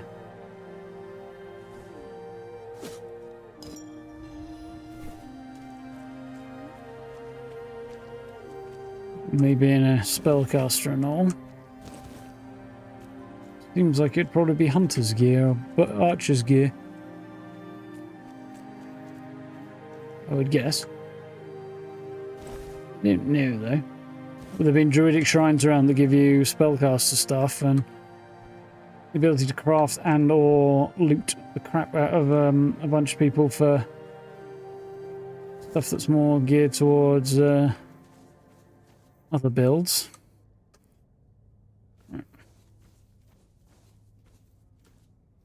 Oh, you're finally here, but our crows are not. I don't know what could have gone wrong. Maybe I misheard. Maybe I mixed up the names of the villagers. No, they're here, aren't they? Yep, they're kind of right behind you, buddy. You won't get me. Over my dead body. That can be arranged. However, it just so happens you're too valuable for us to simply kill you. I'm not going with you. You won't take me alive. Calm yourself, Vidar. You know exactly what you did, and why you'll cooperate with us willingly. Well done, Hatchling, for bringing Vidar to us. Your efforts will not go unnoticed. What's going on here? I'm here with Vidar. What's going on here? Exactly what it looks like. We're taking Vidar. He's far too valuable to simply let him die. I'd advise against interfering. Materials for Wyrdness stew with the recipe and weird arrows. So yeah, definitely more of an archer thing then.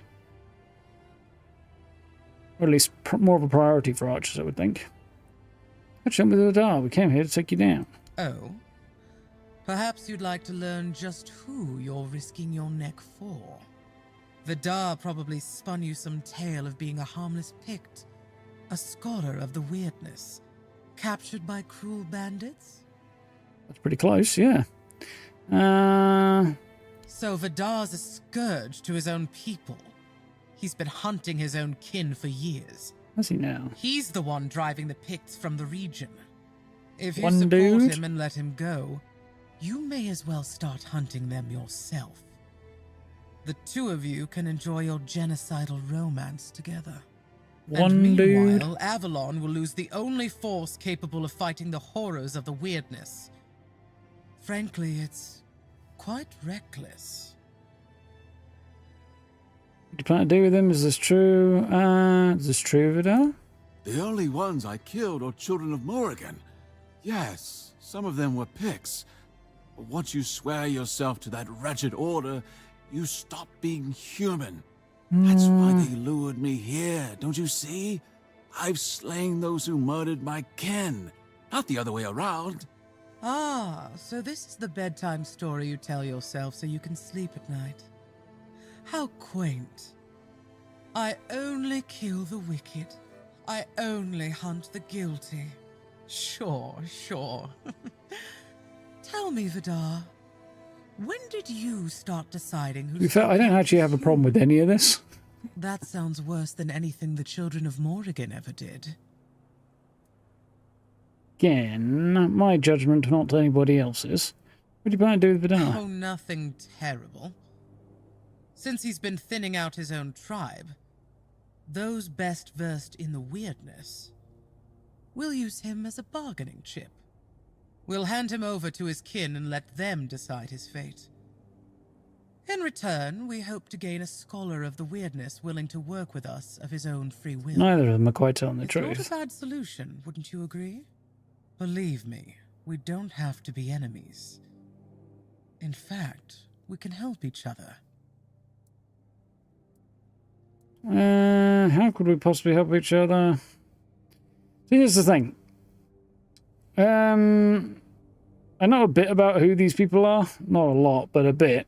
I know a little bit about him. And I'm having a hard time deciding which side to go with here. How could we possibly help each other? The children of Morrigan are dedicated to Avalon's well-being. Naturally, we operate from the shadows. We've long realized that working that way yields better results than marching under Kamelot's banner in broad daylight. That's our purpose. Securing resources like scholars of the Wyrdness, guiding those in power to serve the people's needs. And we need more wise souls to join our cause. So, are you interested in joining our organization? Ready to take on the mission of restoring Avalon? All it'll cost you is leaving Vidar in our care. So, I don't entirely believe her. I don't know I entirely believe him either. I'm kind of more inclined to believe him. He just feels a bit more honest.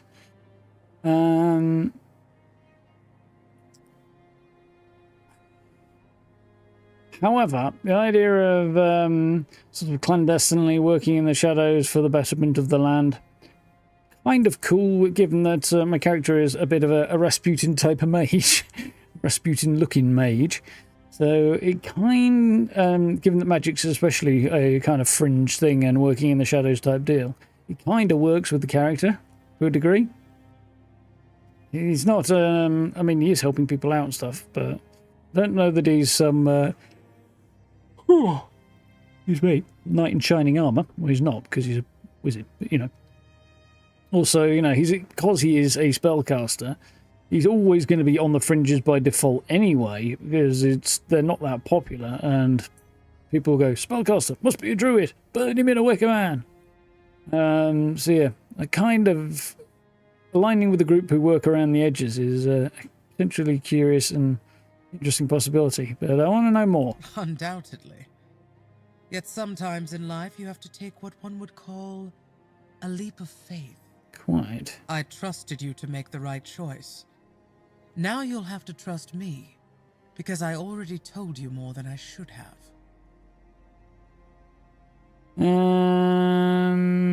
If he won't be killed, alright. I'd like to know more. I don't believe the stories you're telling. I'm with him. Decisions. I think... Ow.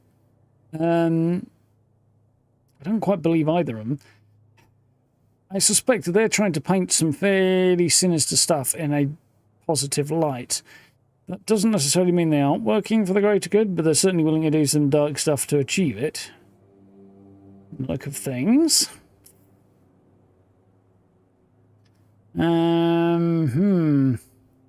This is the thing. It's not like I can switch sides later if it turns out that I'm wrong.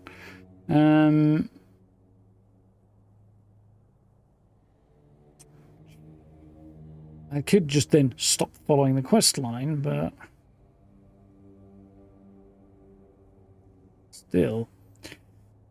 I think I am going to go with the fringe group, though, just because being a spellcaster, I'm kind of on the edges anyway, and unlikely to be able to bring about change through more conventional open means because of that.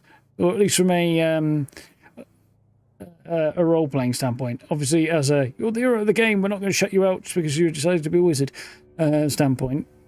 It's going to kind of ignore the fact I'm a spellcaster. But I feel like I can kind of lean into it this way a bit more. So if he won't be killed, alright, I'd like to know more. Very wise. Edgar, please take our guest to a safe place. I'm pleased you're with us, hatchling. This is Luth, your new superior. From now on, you'll be assigning the tasks you need to complete the rise within our ranks. If you do well, he's got a pipe. We'll meet again soon. Now, if you'll excuse me, I must tend to our Pictish guest.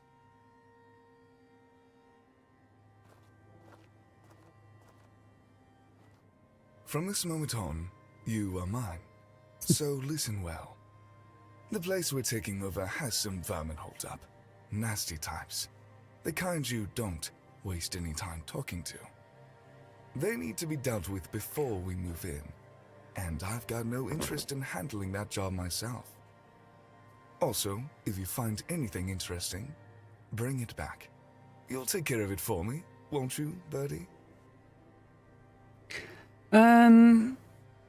So basically, as I understand it, this is a somewhat assassin-orientated group. Spies, assassins, occasionally a little bit of banditry on the side, maybe, who do lots of sinister stuff, allegedly and apparently worship a somewhat sinister goddess with a view to, they claim, the betterment of Kamelot. Whereas the other guy wants to just hunt them down and destroy the children of Morrigan because he thinks they are a sinister group.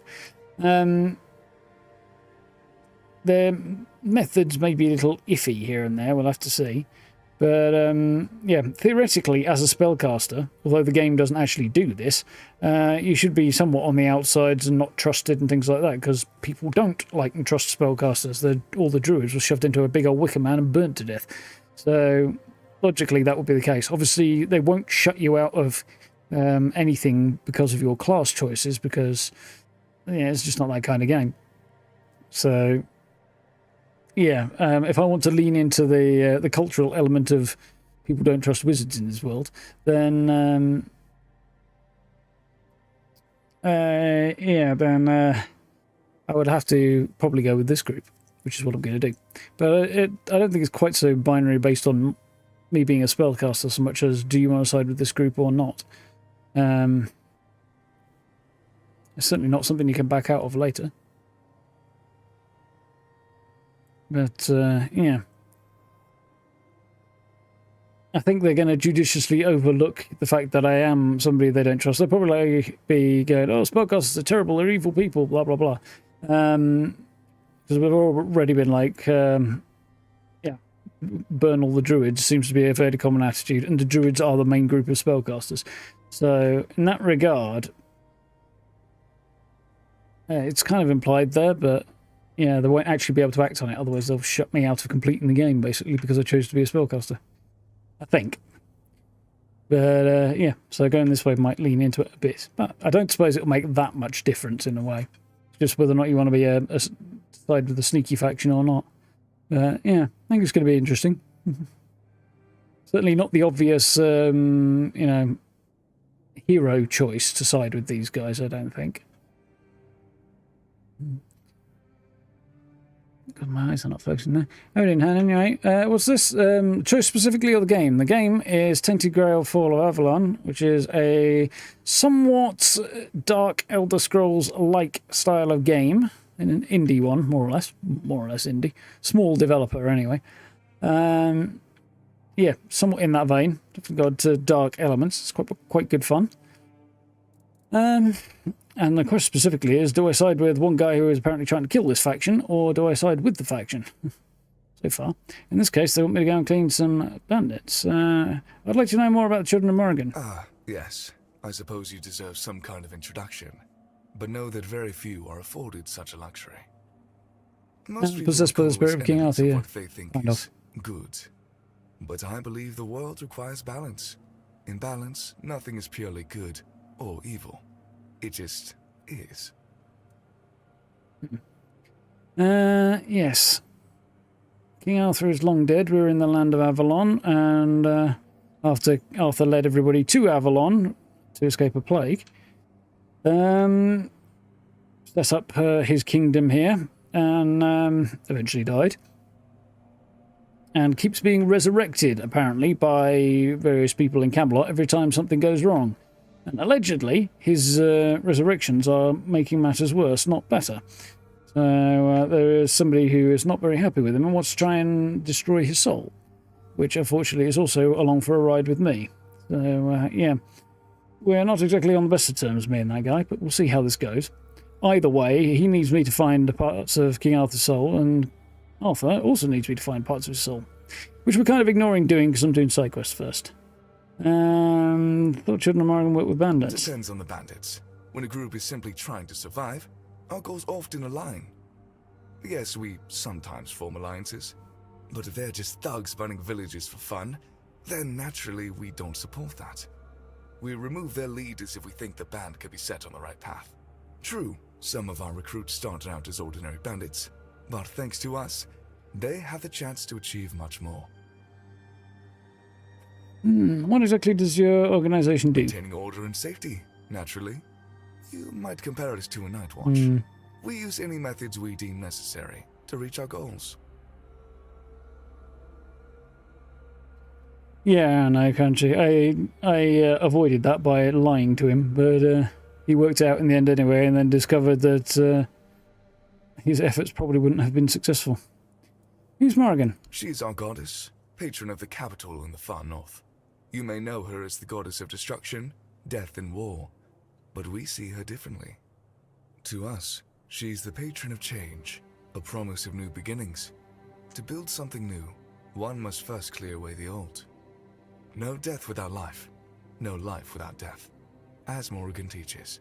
And I agree.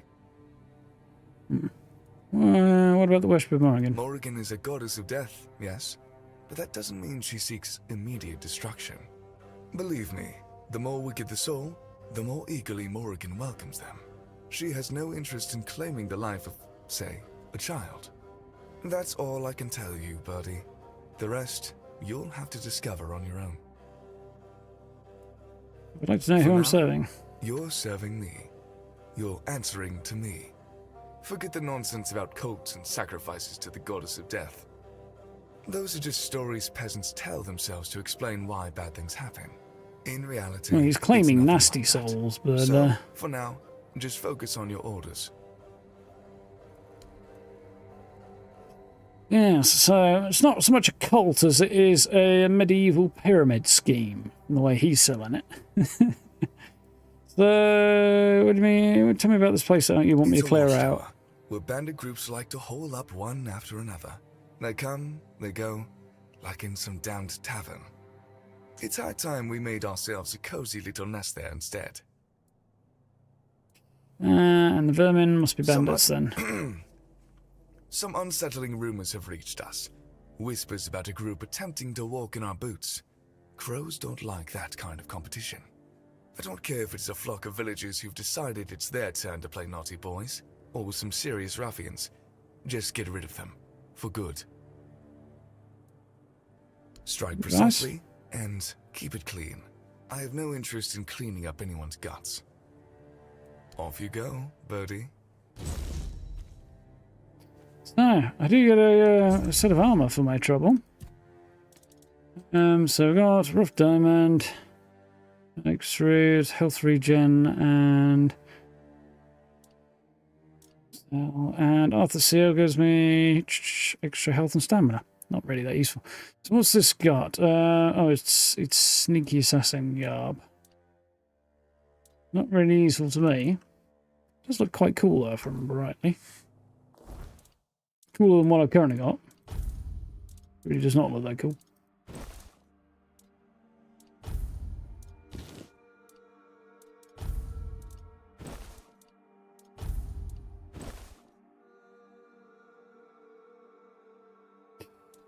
But the stats are all wrong, so back to the slightly less cool looking stuff.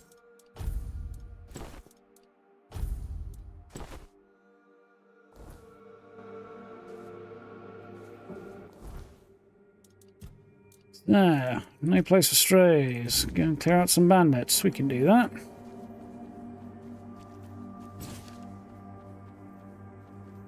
Discount Assassin's Guild. Oh, of sorts, yeah. With slightly more political aspirations, I think. So it's down here, which is somewhere we went to quite early.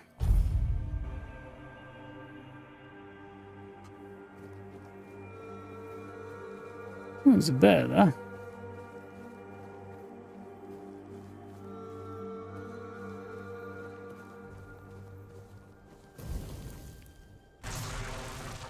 That didn't go very well.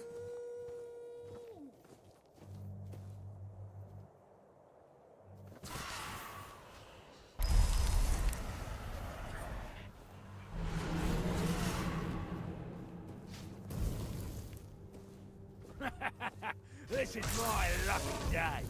Still out of range. Won't be now.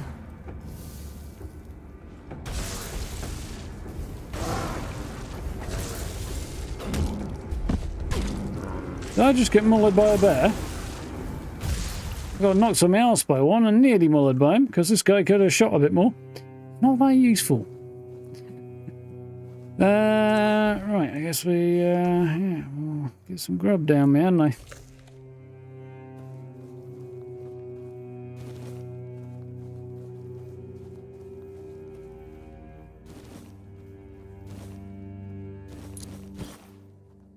Bunch of bandits. Ooh, didn't really want that. Okay.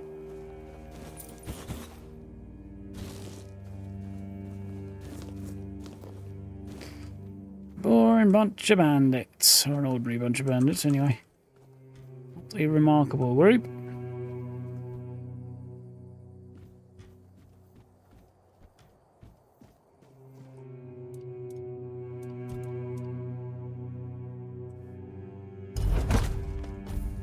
Nice. Really use a lot of health potions, but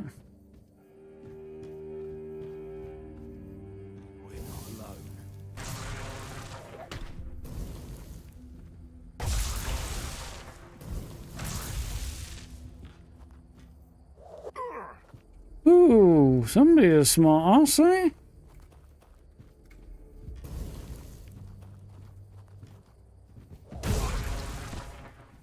Now he's a dead ass. Dead ass mofo.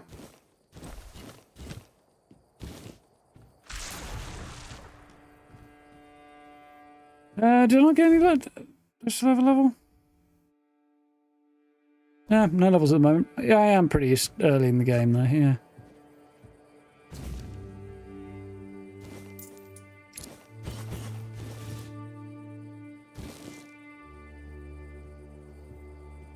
I've already looted that, okay. And I got a book. Watchtower's ours is filling with men from the children of Morrigan discarded. Crows fail to see their worth, but I know better. Each of the rejects has potential, needing a leader to guide them. Time will be more than outcasts. Skill will rise stronger than any imagined. Well, there we go then. Numbers have doubled. Whispers of a guild are now shouts. Crows took notice, they regret it soon. Our raids grow bolder as we shift towards real influence. Horns of the south will soon be ours. Once it's secured, we'll be more than bandits, we'll be a kingdom unto ourselves. Today I heard of Rolf, a keeper at the Horns. Paranoid and isolated, he's ideal for our cause. His delusions can be shaped and given meaning under my command. With Rolf's strengthened position, we'll gain ground at the Horns. Securing the stronghold will become the centre of our power. Let the Morrigan watch as we make history. So, there we go. No wonder the children wanted them dealt with. Bunch of bandits who, a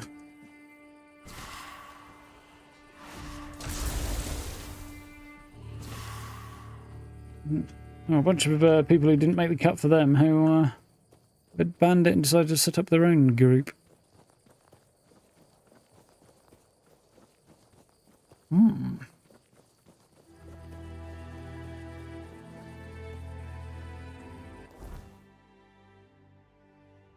Back to Roscree.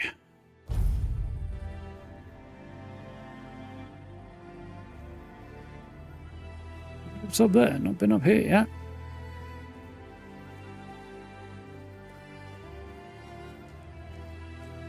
Titanium. Ooh.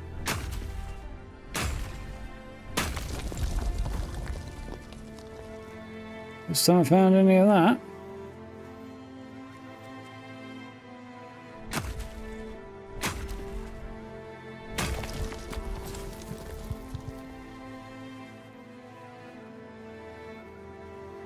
Druid's turf.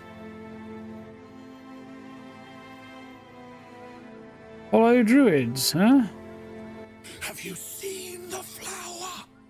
It's beautiful. I saw a bunch of those in the place under the Blood Lake. The sealed gate.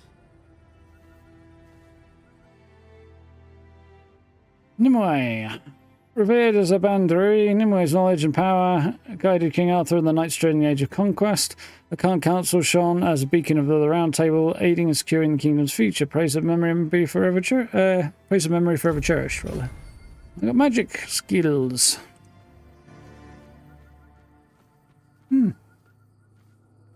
It's worth it.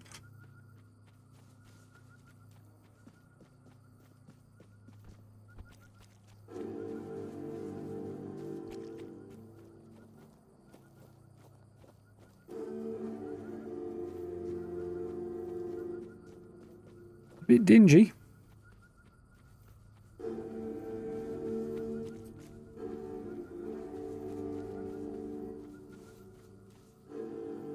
Enjoying your pipe there, buddy? You're back. How are things going? Kill the bandits, found a journal. Looks like the little bird is starting to grow its feathers. Let me take a look at that. Interesting. So, in the Horns of the South, there's still a guy named Rolf. He's not the sharpest, but he thinks outside the box. With the right push, he could be useful to us.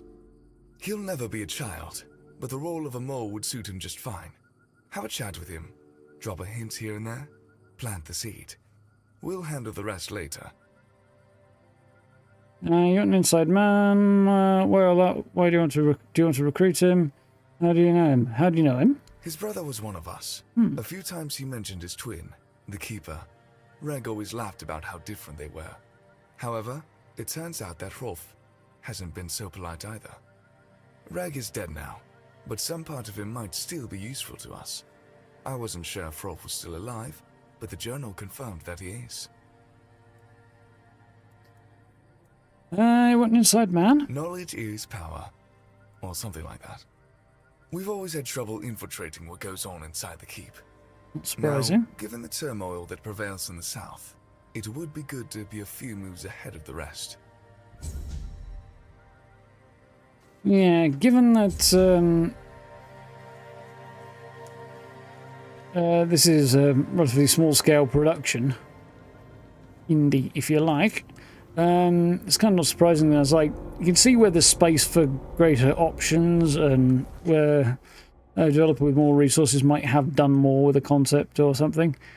But you kind of understand with being a really small company who've never made a game like this before, that it might be a bit of a challenge at times for them.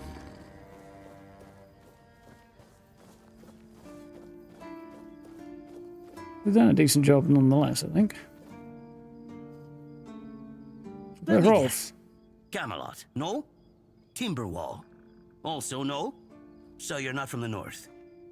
Ah, of course. You must be from Connacht. I should have guessed right away.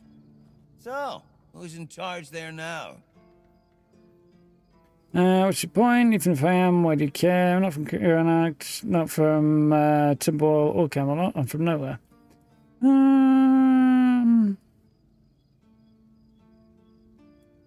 Don't know. That's the way to go. Why do you care? What's your point? I don't know. I don't know where I am from, so that kind of works. That's just overly aggressive. Let's go from nowhere. Nowhere? Never heard about it. Must be a shithole like no other. And I think I won't learn much about politics from you. You know, people are talking about rising unrest in the north, and a secret coalition preparing a coup at the highest levels of power. And that whole plague thing is just a tool to reach their final goal. The Red Priests are also trying to get something out of it. And to be honest, it's not going too bad for them. The Druids are out of the picture already. Secret coalition, okay. Sure. They want to establish a new order on our island. And it's not clear who's involved in the whole mess. Maybe. Maybe our captain is even involved. Hell knows. They have their people everywhere. Damn it, you could be one of them too. Although when I look at you, I don't think so. You have such a stupid face. Oh, With all thanks. due respect, of course. Great. How would you recognize someone from Secret Coalition? You don't look that smart either. You're suggesting something potentially called the Plague. How would you recognize someone from a Secret Coalition? Those sons of bitches are good at hiding. They kinda blend in and live among us. It's hard to tell if it's hideous magic or some other tricks. You're suggesting someone intentionally caused the plague? Wait a minute. I'm not suggesting anything here. I'm just thinking out loud. It doesn't make sense that the plague appeared just like that. Out of bloody nowhere? Hell no. It's a high-stakes game. So what's at stake? Power over us, of course. Over our bodies and souls. Over Avalon. Over the whole damn course of history. You know, you don't look all that smart either. You see? It takes one to know one. And that means we're just pawns. Folks like us won't change anything. But we have to talk out loud. It suits them when everyone keeps their mouth shut. You know, I've been thinking lately. What if King Arthur is just a stupid fairy tale? What if the nobles and others involved in the whole conspiracy just made him up? And us peasants eventually just started to believe in it. You know, one story for everyone. They drilled it into our heads, and drilled until it finally stuck. And then they built statues, wrote books, and everything else. You might be right. You finally get it. It's just a pity that there are so few like us. Well, we just have to keep going, eh? And while we're at it, I have to get back to work. I'm on duty.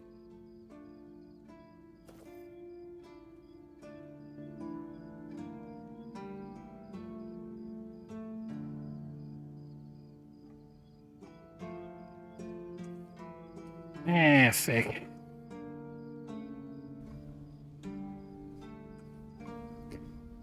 Right, I'm having issues again. I have a crash, so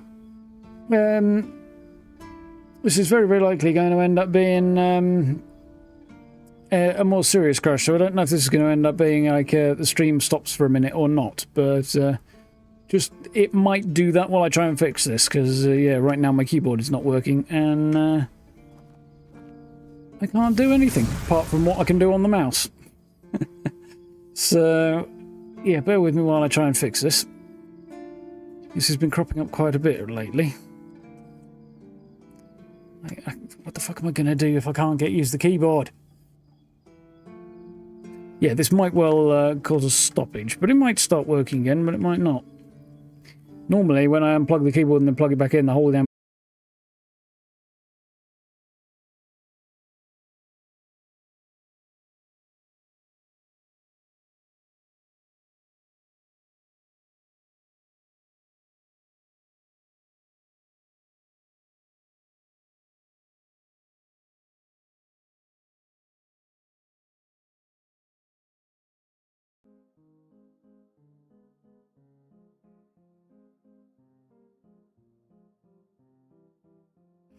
We're back in the room, sort of.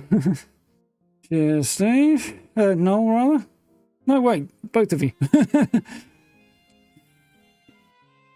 didn't see the screen move there. That was weird. Considering I was looking at it. It must have changed just as I blinked. Very strange. Anyway, we're back. We're working. I don't know why. This is something that's been cropping up recently in particular, and I thought it might be a keyboard issue, because it seems to be that goes off first. But yeah, my keyboard stops taking input, and I can't do anything except click with a mouse, which doesn't help because I can't get out of games, I can't change anything. It only seems to happen when I'm gaming as well. I haven't noticed it happening any other time. It's happened in a few different games, and yeah, it just... the keyboard stops working, and then the whole thing crashes if I try and unplug and then replug the keyboard. I don't know why. And yeah, it's happened with two different keyboards. Same manufacturer, but different keyboards. And I don't know if it's keyboard related or it's another problem that just manifests that way first. It continues with whatever the previous input is as well. So if I'm running forward, for example, because I was pressing W, it will continue to... run forward, or the character will continue to run forward, and I can't do anything about it, change direction or anything other than moving the mouse. Yeah, I can't stop them, I can't, yeah. It's really quite annoying.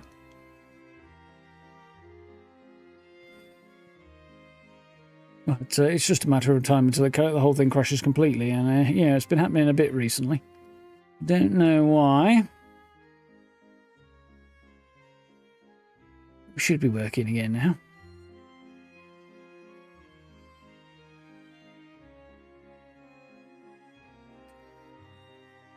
Might have to go through that whole conversation with that guy again. Some of it anyway. Here we are. Something we have to talk about. Okay. Didn't actually lose any progress at all. That's good. You've been chosen. Children of Morgan want you to be their informant. Your brother sends me, Rolf. You've passed the test. Are you ready to serve the crows? We know, and you know what I'm talking about. You'll serve us from now on. Yeah, I'm not going to be too overt because he's not really that smart, so I don't want to tell him anything else. We're going to go with the we know. And you know what I'm talking about, and you'll serve us from now on. Oh, yeah? And why is that, exactly? So all your friends are dead. You really think Morgan's going to look kindly on a bunch of pathetic folks? Because all your friends are dead. Yeah, let's go with that one. What? You killed them all? So he was involved with them, huh? Fine, I'll serve you. Just please don't hurt me.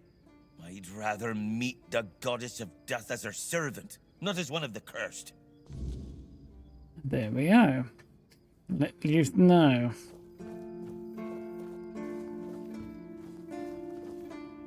I'm going to nap, I think. Do some cooking first.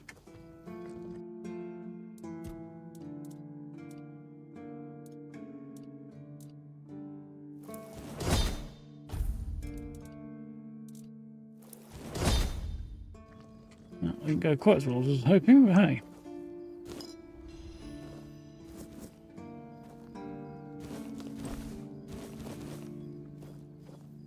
And a bunch of good stuff. Aye. Appreciate the patience, everybody, by the way. It's very annoying that that crash seems to be driving me a bit nuts lately, but what can you do?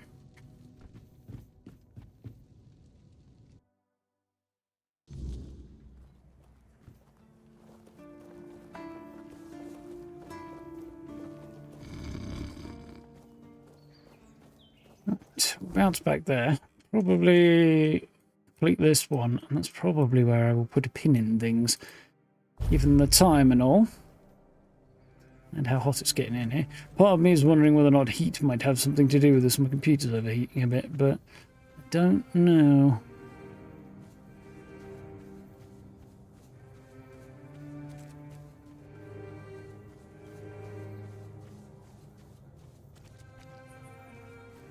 You're back, and something tells me that the matter has been handled. Excellent. What's up next? Eager to get to work, aren't you? There's a boy, name of Abram. He fell in with the children a while back. I want you to personally see if he fits in with our lovely flock. If you decide that he doesn't, well, make sure he vanishes. For good. You understand? Perfect. Fly off and have a chat with our young friend. Other doubts about his loyalty? Why should I kill him if he seems unfit? Other doubts about his loyalty? Not at the moment, but we're not sure if the boy will crack under pressure. Or worse. Let's just say, he's given us a few reasons to wonder if we rushed into accepting him. Why should I kill him if he seems unfit? Because we can't afford weakness or uncertainty in our ranks. And by that point, he'll know too much. But he's a big boy. He knew exactly what he was getting into. When you're done, either ask him or search what's left of him. Unfortunately, he knows about our next meeting spot. In or off safe.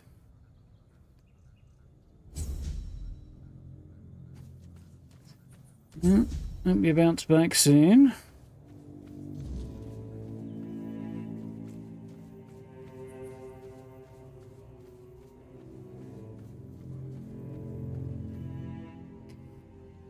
Right, I think where this young man may be found. Possibly up to the north, possibly not.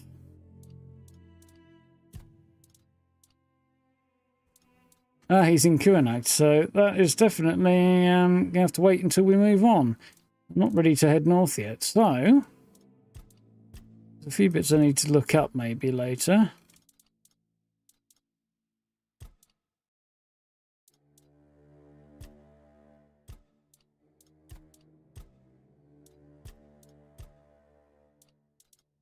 Maybe.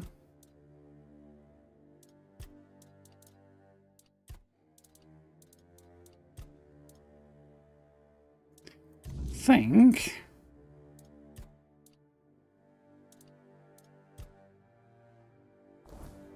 Yeah, I think the next plan will be to do some main story next time.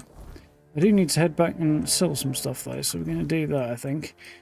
We wrap up, and I'll have a little look later at some of the other bits and pieces that are sort of just hanging around.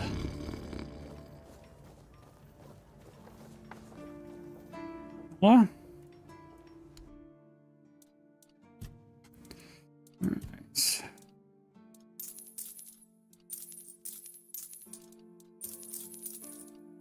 It's me.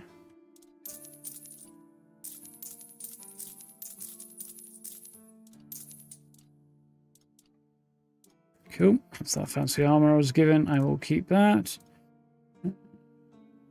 No. Sell those. Kamelot's ring. Health and stamina.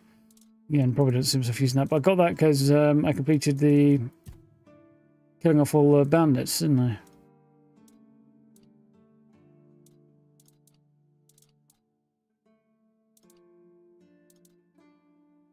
Stores 80% health and gets one drunk. Very mush. Interesting.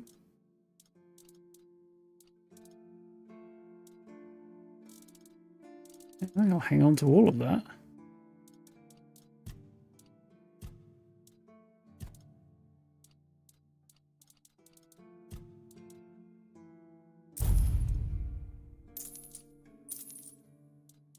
Cool. That's good.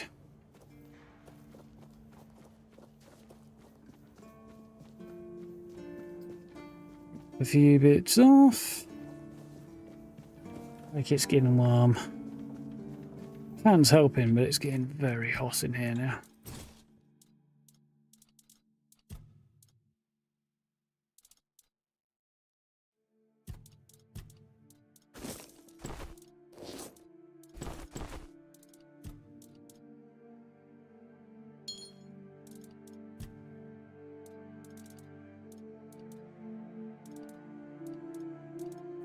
I'm not carrying too much of this stuff around really, but it's not really overburdening me too much.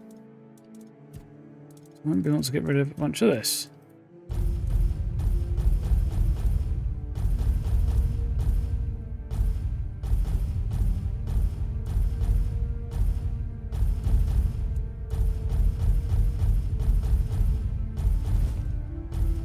Use the flashing.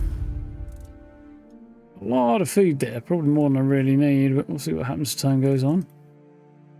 Some stuff there I'd like to sell too.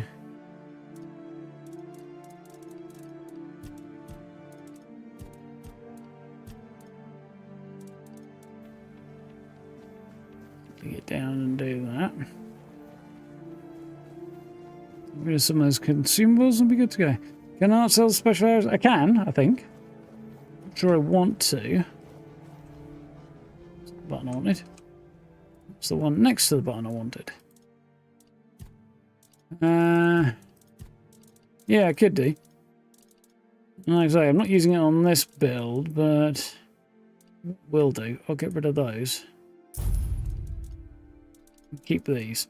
Because they might occasionally be useful. I don't know. See what happens in future. Part of me has toyed with the idea of switching my build up, but it's a bit late really for that. Just because the passively leveled skills are already where they are, so...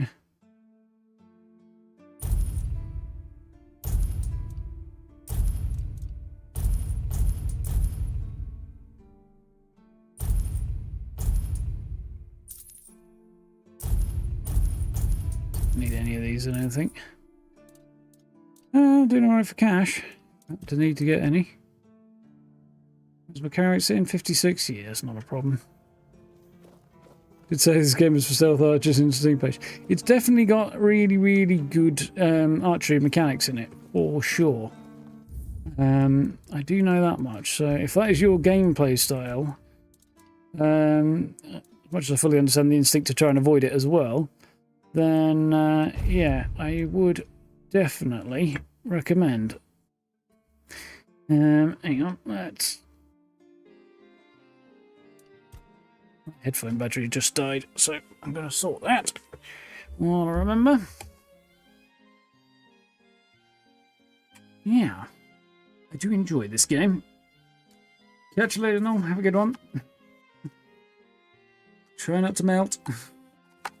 I'm kind of on the verge of doing that, but you know, what can you do?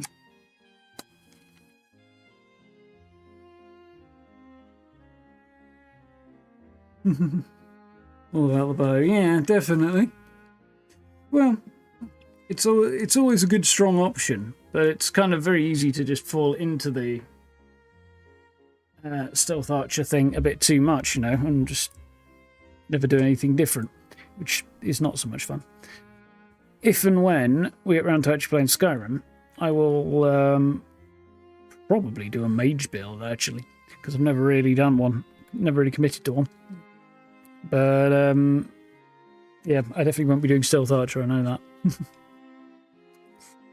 That said, the feel of it is different again in this game to Elder Scrolls. So not vastly, but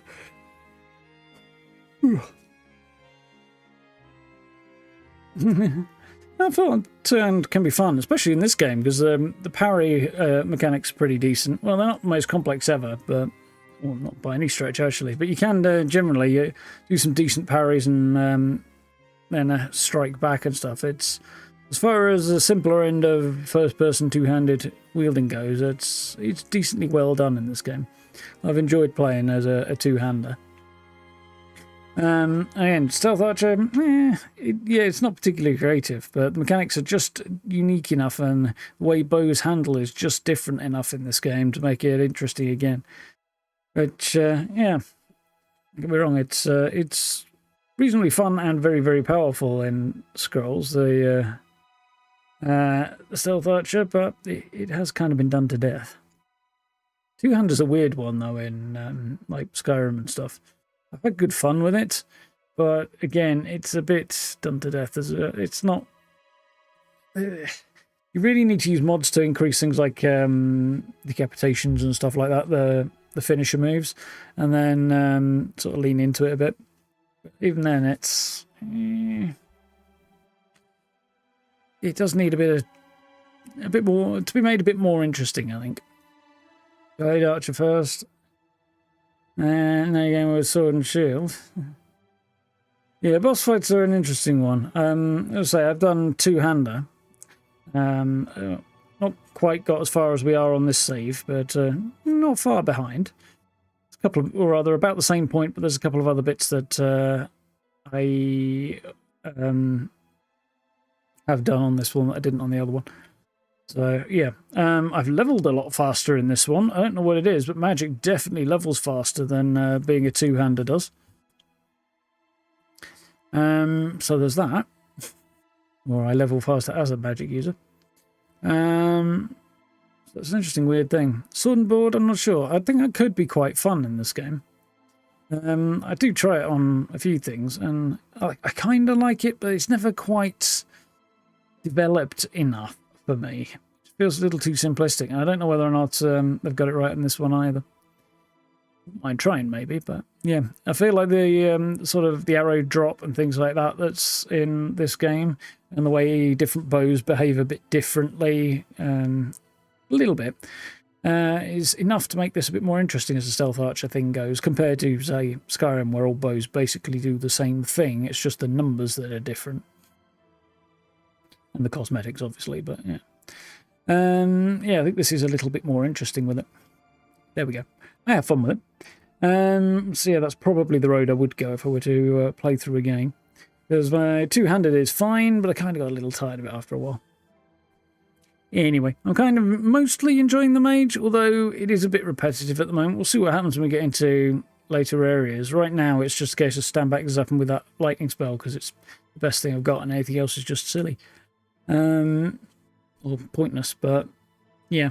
They've also changed it in updates since, well, recently, that this lightning spell that I'm using, you can't get it as early anymore.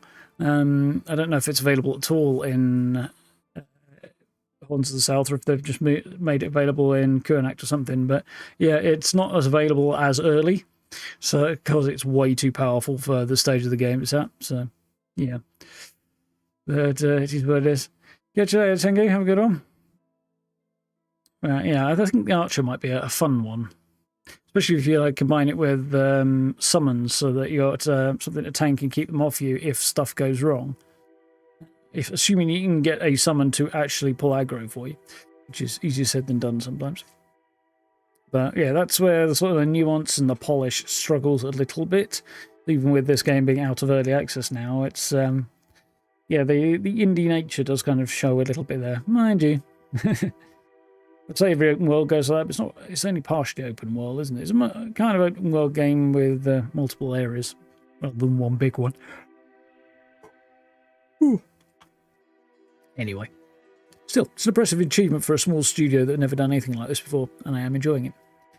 Anyway, for the rest of the week, my plan is mostly streaming-wise business as usual, so that would be Tainted Grail again tomorrow, Fallout on Wednesday, and then the Altars at the end of the week, which we've not played in a little minute because Life of the Universe and everything, at least all the weather, but things are going to cool down a little bit as the week goes on, so that should make streaming a little bit more bearable for me. However, I have stuff going on as well, so I don't quite know how that's going to affect video delivery and also streaming. I may or may not be streaming tomorrow. I hope to, but I have a dentist appointment tomorrow, so depending on how that goes, it may be that because it's about tea time as well, so it may not. The stars may not align on that. We'll see. It probably will, but we'll see. Otherwise, videos. I'm going to be doing a build soon for. I'm going to do a PTS one with the new system again. I've been looking for somewhere cool to do the idea that I've got, but I'm not having a lot of luck right now, so I might have to fall back on plan B, which is fine, but we'll see what we come up with. Otherwise, yes, all things being equal, it should be fine. So yeah. Yeah, that's where I'm at. Streaming hopefully will be okay. Videos will sort of arrive as and when they arrive. There won't be a vast amount to say outside of PTS wise, apart from doing the odd build here and there. And then I need to hunt around for a few more camps for a best builds video soon, which I'd like to do this week. And we'll see if anything else that's worth covering comes up. I doubt it really will, because yeah, it's just that kind of point in the ebb and flow of things. Yeah, I'll just see what happens. Unfortunately, things on the Bethesda front are looking severely shit right now. As the whole bunch of layoffs have come in the last few weeks, courtesy of Microsoft punching downwards, as company executives are wont to do, has resulted in, as far as I am aware, most of the community managers at Bethesda losing their jobs. Certainly all the ones I work with, and I do mean all of them, have been made redundant. So, yeah, that's not looking great over there. So I have absolutely no idea what the hell having a relationship with Bethesda looks like, seeing as the people who did the work are no longer going to have a job, or at least not in a couple of weeks anyway. A couple of months, actually, but anyway. So, yeah, I don't suppose they've got rid of everybody, but I do suspect whatever is left is probably a skeleton crew, and they haven't said anything official or anything. I'm kind of left to read between the lines of articles and the word that comes through, because obviously the people being made redundant have said as much. They have shared this information, so... Yeah, it's... I'm kind of left wondering how they plan to have much of an interaction with creators and stuff without any staff to do that. So for future updates and things and releases and the like, I'm left to wonder who the heck's going to organise anything. At least from the point of view of creator marketing and stuff like that, which is what it is. It's far worse for the people who lost their jobs than it is for me, but I am left with a big old question mark as to what the hell the future looks like on that front. So, yeah, incidentally, that particular piece of news, or the last part of that, sort of broke on Thursday, which is why I was like, fuck this, I don't really want to do anything today. Because, yeah, that did come as quite a shock. A lot of good people losing their jobs, and very, very large question mark on the horizon. So we'll see what the hell happens there. I have absolutely no bloody idea what the future looks like at this point.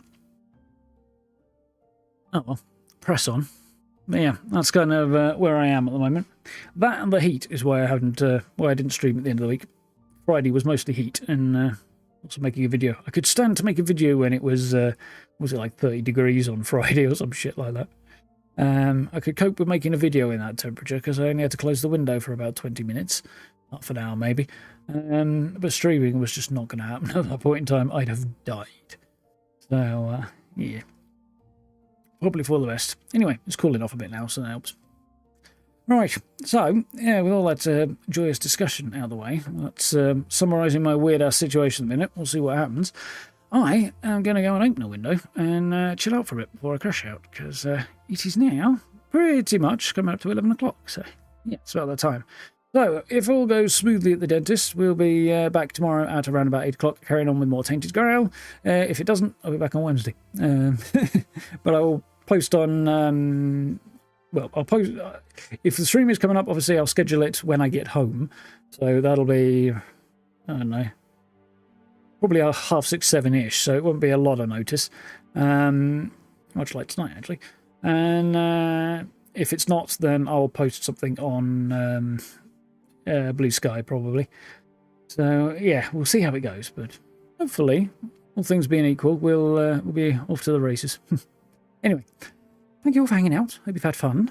Do hit those buttons if you haven't already. I appreciate like, subs, notification bell, all that good stuff. Social media links. Social media best bet for getting notifications if you would like such a thing. Particularly Blue Sky and Facebook. But Blue Sky is the least hellscape of the lot. Otherwise, channel memberships if you want to support the channel that way. Do appreciate that as well. And yeah, we'll dive back into this around about tomorrow. Well, until then, have a good rest of your evening. Have a good day tomorrow. Look after yourselves. Stay safe. I'll catch you bright-eyed and bushy-tailed, hopefully, around about 8 o'clock. And now, folks, see you soon.